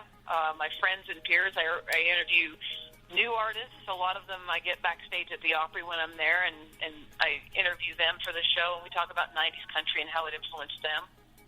So that keeps me busy, plus touring. I'm doing between 50 and 80 shows a year still. A lot of stuff this summer. I'm playing the Stan Fest, the Stan Rogers Festival, my first folk festival in Nova Scotia this summer. I'm headlining that one night. So lots of fun, new, interesting things keeping me busy and branched out and trying things. I'm writing songs. I'm going to record some new music this summer, so it's all very exciting. And I'm working with the guy that co-produced Fearless with me, which may stand as my favorite album I've ever made. So far, that's the album that No Fear came from, and his name's Stuart Smith, and he's an incredible arranger, guitar player. He's out with the Eagles. That's what he's been doing the last 15 years or so, and he's taken some time out to help me with this project on the creative end, so I'm very excited about that. I'm tired just hearing about it, and, Yeah. Well, no, we appreciate you taking the time and your busy schedule and spending Canada Day with us. So, Terri Clark, thank you so much for calling in today. Appreciate your time. Thank you, Jeremy. Happy Canada Day, everybody. Celebrate more Canadian music now at CanadaDayLive.ca. Well, all that talk about Nashville with Terri Clark, we're going to stay in Alberta with some snowy forecast. When I was there for Pride, they were celebrating their 5th anniversary of Pride a couple years ago in Jasper, and we were invited to broadcast from the festivities. And I have to tell you, I had never been to a Pride event before. But it was so different than what I expected. It was so family-friendly and loving and warm and welcoming. Now, a big part of that could have been that it was with Canadians, right? We know that's how people view us. But it was so great that love is love, and it doesn't matter who you love, it matters that you love, is a saying that they instilled in me when I was there. I go into these trips and broadcasts open-minded, of course, and I wasn't sure that I was going to have a good time, but it was great. We went snowshoeing and skiing and ice walking, and it was an incredible time there. And so I have to say, it wasn't like you see on television, right? When you watch the news and you have the big parade and the flamboyancy and the over-the-top, I think that the LGBT community gets a reputation of being like that. And to a certain extent, Pride is like that in many locations. And that's people expressing themselves. It's people wanting to be over the top sometimes. And for some people, it's just an opportunity for them to be who they are. And never more did I feel that way in Jasper when I was there, because you had young, old, white, black, brown, you had every different ethnicity, culture, religion, background in Jasper. And it was just so cool that it was almost like it wasn't a Pride event. It was almost just like a community gathering. We're all just going to go skiing. We're all going to this film festival. We're all going and doing these things. And the gay element, the gay and lesbian element, wasn't overpowering. It was just this sense of community and love, and it was so cool to be there, and especially that it was in spring. I think it was the end of March. So the weather was nice, the mountains, like, so picturesque. As I've been mentioning all show, you can go to our website, CanadaDayLive.ca, and you can click and see the highlights from it, CanadaDayLive.ca. There was quite a funny moment, though, when we do these travel broadcasts. If it's an event like this, we also kind of do some other segments showcasing local businesses and things that aren't necessarily part of the initial excursion. And so when I was staying at the Jasper Park Lodge, shout out to our friends there, I was booked at the spa, and I was having a massage treatment there. And it was something like I'd never experienced before. Here's what happened. You know how you'll have you're laying down and you're hearing like the trickling music or the trickling water and the music overhead and the lights are dimmed and it's just relaxing. Sometimes the massage therapist is talking to you, but I think they sort of take the cues. If you're not talking, they kind of just shut up. And it was so relaxing, and out of nowhere, all of a sudden, the fire alarm starts going. Can you believe that? That has got to be the worst thing in the world. Now, here's the deal. I don't normally have massages in the nude. Yes, you're covered in a towel, or right? You've got that over top of you. And most of the time I go in my underwear. For some reason, and I'm trying to remember why I did. I'm not quite sure, but I happened to be nude this one time. And the fire alarm, that's probably why it went, right? Is because I was naked under the sheet. And so the woman, she's doing the massage, and then she's kind of like, oh, wow, that's not good. And then she just continued on, and there's a part of me that was like, can we go and check if everything's okay? Because I was kind of taught that when you hear the fire alarm, you get out of there as fast as humanly possible. And so she excused herself, and I thought, well, I should like sit up, I should go and put my robe on, like just in case we have to evacuate and run for our lives. But again, I've just laid there. I'm like, you know what? I would hear commotion. If there was something bad happening, I would hear people running, and there would be a lot of, stuff going on in the hallways. So she comes back a few seconds later, and she's like, oh, it's all fine, everything's good. And apparently this happens not frequently, but I guess it happens regularly enough that people sort of wait, the staff or whoever, people that are there quite often, kind of just wait for further instruction until they're, oh yes, this is an emergency, get out. And so we continued on with the massage. Now the funny thing is that I was taping an interview after the fact, and there's a part of me that's going, should I bring this up? Should I not bring this up? Because it was funny. Obviously, it wasn't their fault that this happened. It was something that happened at the hotel, not right in the spa, but naturally it's the same building, so fire alarm goes off.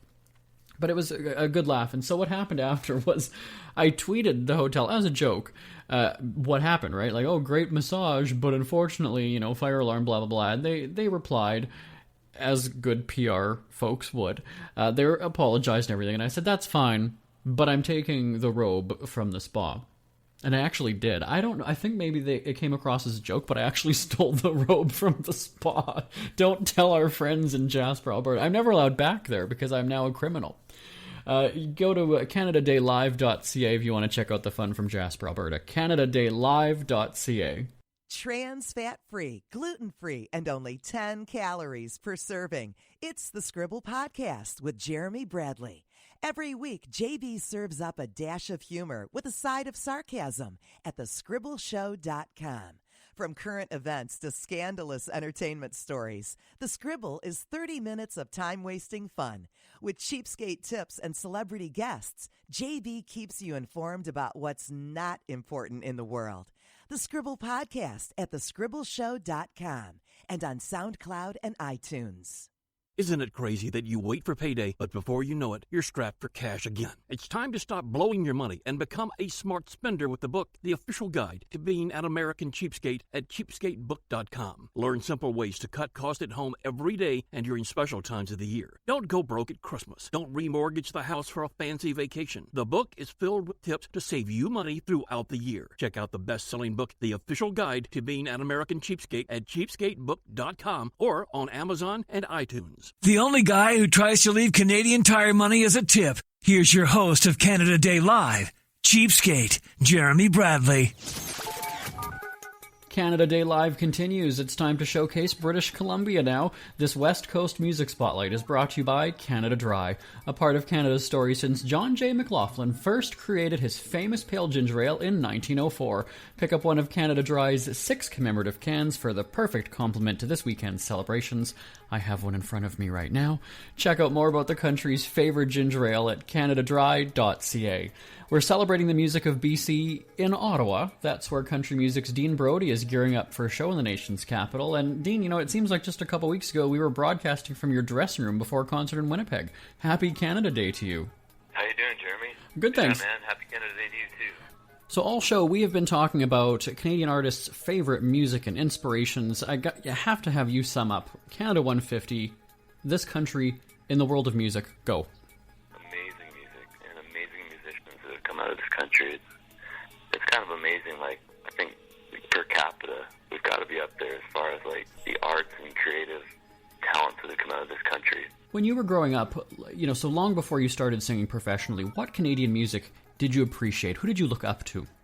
I remember Bryan Adams was big for me, like on the radio, but also like he was my first like artist that I saw on a stage, connecting with his audience, and I just remember thinking, wow, he's like separated from all of us. I think it was probably 30,000 of us in the field, and yet he was able to connect with us at the same time. It was so cool, and he had somebody from the audience come up with him and sing with him, and so yeah, Bryan Adams, I'd say, was probably one of my biggest Canadian influences as a kid.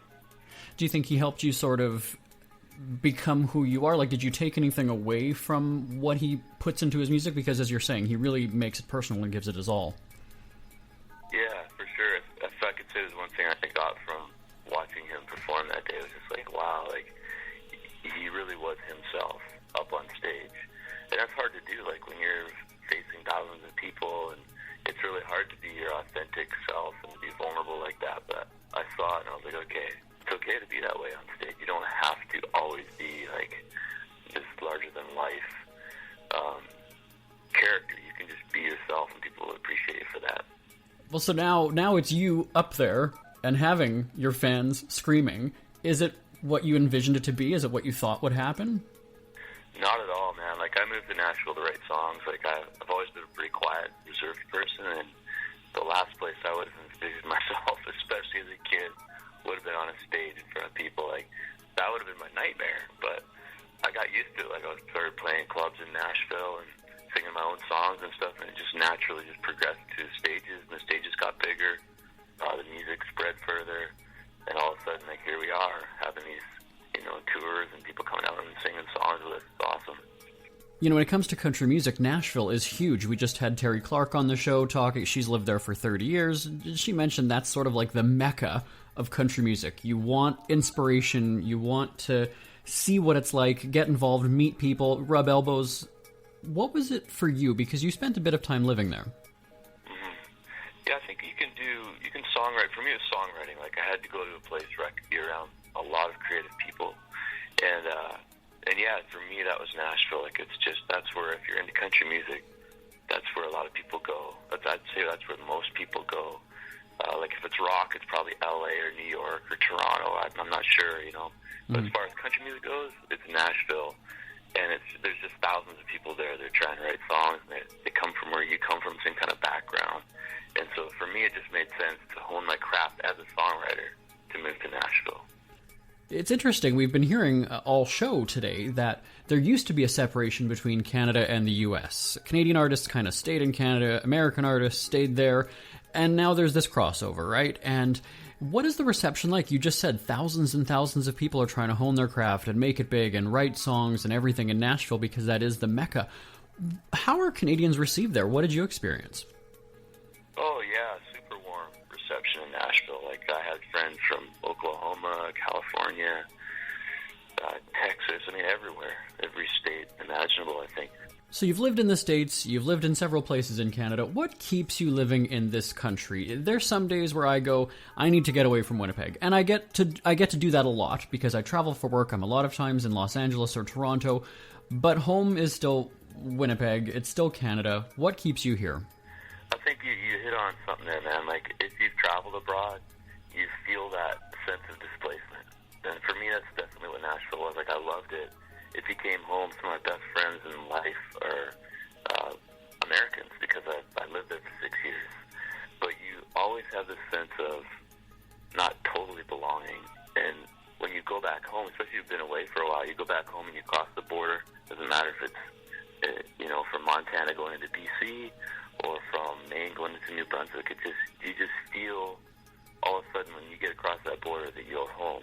It's a weird thing, but it's just something that's a part of me, I think a part of every Canadian. And you don't necessarily realize it. I know I didn't until I actually went and lived somewhere else and then came home. So let's help somebody out here. If they have never been to Canada before, maybe they're even coming for vacation, don't know what to expect. Set the tone for them. What are they in for? And we have to make it clear, there's no Canadian accents. I don't care what people say. We don't have accents, do we? No. We don't when we're in Canada. No. But yeah, I would say expect space. I know people that have come up here, they go, wow, it's just everything it's just fresh air, clear sky, just a sense of openness and even wildness still. I think a lot of other countries, like, they're just they've been discovered, but like in Canada, there's so much raw land and rugged terrain that just nobody even sets foot on. And so I think people recognize that right away. Even in our highways, like the highways that join our cities together, they're just, expect peacefulness, and I would say space would be a big thing. And I think a welcomeness. I think we're known around the world for being hospitable and a gentle, like, peaceful people. So, yeah. Well, expect a good holiday, I'd say. Well, for sure. Now, I know, of course, people from all over the country have descended on Ottawa now for Canada Day, so it's going to be a wild time. How do you normally celebrate Canada Day? Is it just, a beer in the backyard? Are you usually on tour? Do you have a tradition? Like, what's your typical Canada Day? Is there a typical Canada Day for you? Yeah, I'd say the last 6 years we're on tour, so we're usually playing Canada Day, like a festival somewhere in some town or some city. Like, we're usually working on July 1st, which is a good thing. So normally, we have a beer, maybe a couple, and we hit the stage and just have a good night. What are you looking forward to this year for Canada's big 150th birthday? I think just being in our nation's capital is going to be really cool. I don't think I've ever been in Ottawa on July 1st on our birthday. So for the 150th, it's going to be pretty cool. And couldn't think of a better place to be for Canada Day. What else do you have on the go? I know the beautiful Freak Show tour. What's coming up the rest of the year? I'm doing a lot of writing right now, and trips to Nashville, and just, I've worked with my producer, Matt Rovey, who's out of Tennessee, and we've been working on a lot of stuff, and we have to record it, which is another thing, but as far as the songwriting goes, we're there. Just getting ready to do some more, things that we can't really reveal at this point right now, but I might be in for another move. I don't know. My life, it's hard to follow for sure.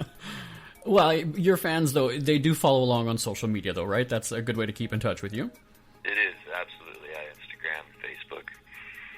Be sure to check it out. Follow along with Dean Brody. And again, thanks for joining us. Happy Canada Day to you, Dean. Yeah, happy Canada Day to you, Jeremy. Thanks for taking the call, and have an awesome day. Dean Brody on Canada Day Live is brought to you by Canada Dry. Check out more about the country's favorite ginger ale at canadadry.ca. Celebrate more Canadian music now at canadadaylive.ca. Canada Day Live continues. It's crazy to think we have traveled the country this afternoon. And our last stop is in Yukon, and it's brought to you by shopernie.com. Everybody loves a cute golden retriever. Ernie and his best friend Basil have the perfect greeting card for your next occasion. See them dressed in their tuxedos or giving you those sad, adorable puppy eyes. You're sure to get a smile out of Ernie and Basil at shopernie.com. Check out the selection at shopernie.com. Well, thanks for spending Canada Day with us. Here's a fun fact for you. Aside from Puerto Vallarta, Mexico, Yukon is the second most visited destination that we have broadcast from on our syndicated radio shows. It's true, we were up in Dawson for the Dawson City Music Festival a couple of years ago. I was emceeing on stage, and just in February we were at the Sourdough Rendezvous Festival, 3 times in total. We experienced some great culture and music every time we're there, so it's great to welcome Old Cabin's Jona Barr on the line from Whitehorse. Hey, how's it going?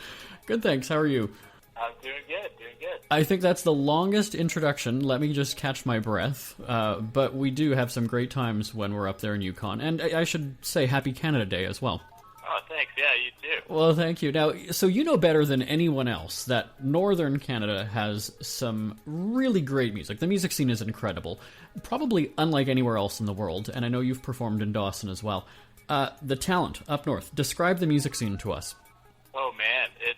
It's great. It's, man, I don't know.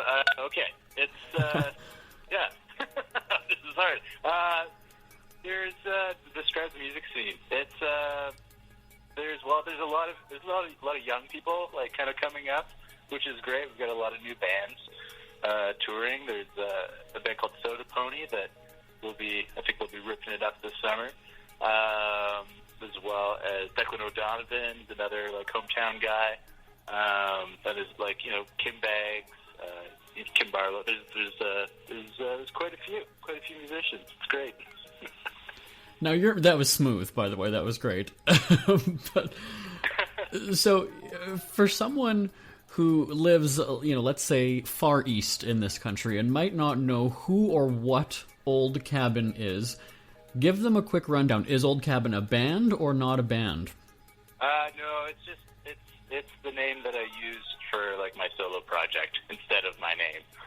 The solo performer name. Which so I was going to say is not quite traditional, but your music sort of is, right? It's got that classic sound that people love, and it resonates with audiences. More and more generations of people are enjoying and appreciating that. Cool, thanks. Yeah, it's well, I kind of I grew up my dad's a folk country singer, so I grew up around folk bluegrass music. So I think at the core, it's folk music, but with a little bit more kind of psychedelic tinged. That's kind of where it's going, I think. It changes. Well, what's next for you then? Do you have any new music that you're working on? Any tour dates? What's on the go this summer?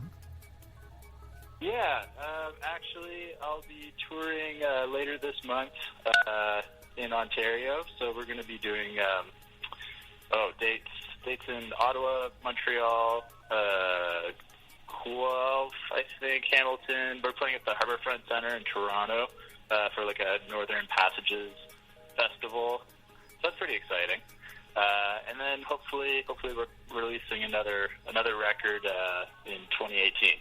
So yeah, we're working on a new album right now. Well, that's awesome. So you're touring the country, and I know you've been everywhere, and it's a great country. Again, happy birthday, everybody. But I'll admit, the first time that I was up in Yukon, I had no idea what to expect. And not that I come from a huge city, but it's still significantly larger than Whitehorse anyway. How would you describe the people in the area and the vibe when you come into town? I think it's pretty great. I mean, I grew up here, so like when you grow up in it's this small, you kind of know everybody. So it's definitely it's pretty welcoming. It's still, everybody nods and waves at each other as they walk by. It still has like a pretty small town vibe. And it's a real friendliness. And so I'm from Manitoba. Our license plates say Friendly Manitoba. But I find that there's pockets in the country. So, I mean, the East Coast, again, people very, very nice. And then people up in Yukon just genuinely have a good heart. Very helpful people, very welcoming, very hospitable, we've found. Yeah, totally. I mean, we're pretty secluded, so... And right. You kind of have to be nice. Well, but part of that seclusion, though, the scenery is incredible. We've got some shots, again, from our website. It's from the Dome in Dawson. So, I mean, if you love nature, it's definitely a great place to be. Oh, yeah, for sure. There's way more nature than people. And so what's a Canada Day like there? Because, again, like I said, we were at Sourdough Rendezvous, and there were some, axe throwing and chainsaws. What happens at Canada? How do you upstage? How can you outdo the Sourdough Rendezvous Festival? Oh, man. Well, I don't know. They do, every community kind of has, their own little parade. Right. I think, Watson Lake has, a pretty crazy shindig that they throw. Whitehorse, I know, this year they're having, July Talk up from Toronto. There's a bunch of local bands playing. I think they're doing, 24 hours of, entertainment. So it's supposed to be, it's pretty rad. Oh my. Okay, so one place to go in Yukon and one thing to do. What would you recommend to somebody who's visiting the area? Oh boy. Well, I think it would depend what they want to do. Most people they want to see the Northern Lights. Mm-hmm. So come up in February if you want to do that. If you want to go hiking, I'd say go to the Tombstones is pretty amazing. Mm-hmm. Dawson City Music Fest, Atlin, that's in BC, but that also has a really great music fest. Kind of anywhere. It's pretty great. Well, and let's plug a few of our sites, because we've got the highlights from Dawson City Music Festival at dawson.jbonair.com. We've got the Sourdough Rendezvous highlights at winter.jbonair.com, and then all over Whitehorse at yukon.jbonair.com. Hey, if we're plugging all these artists, we've got to get our own stuff in there too, right? Yeah, for sure. So, what's the website and social media and everything that people can be in touch with Old Cabin that's not a band? Oh, just oldcabin.ca. Okay. You'll have updates about your different tour dates and albums and things on there as well, right? Yeah, totally. All right. Well, Facebook. Facebook is pretty easy. It is, yeah. Yes, it's very easy to find people and stay in touch. Well, again, thank you so much for joining us from Whitehorse, Yukon, and spending the holiday with us. Happy Canada Day to you, Jona. Yeah, you too. Celebrate more Canadian music now at CanadaDayLive.ca.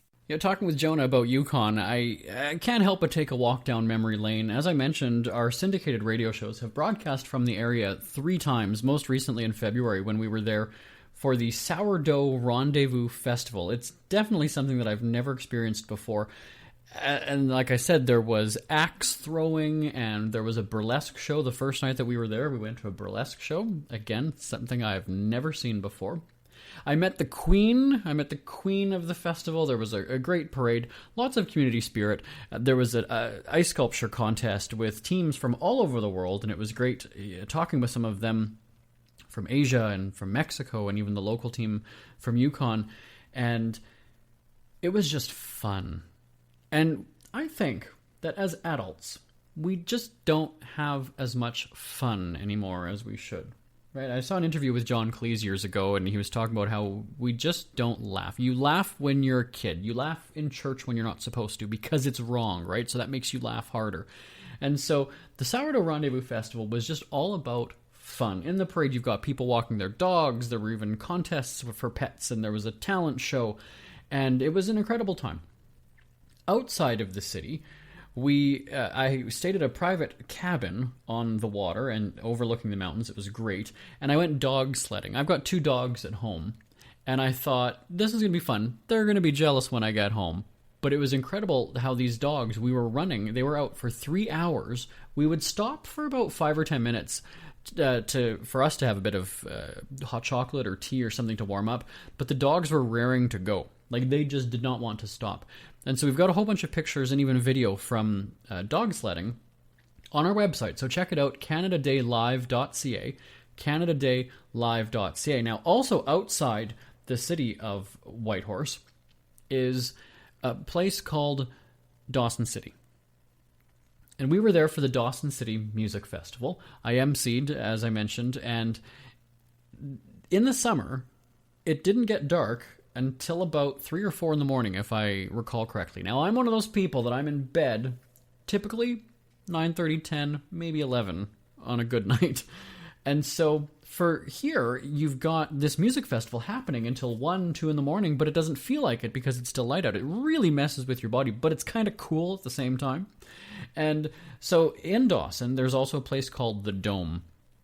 And so outside of Dawson City Music Festival, when we were there taping that show, as I mentioned earlier, we go on location and do some other shoots for a secondary show.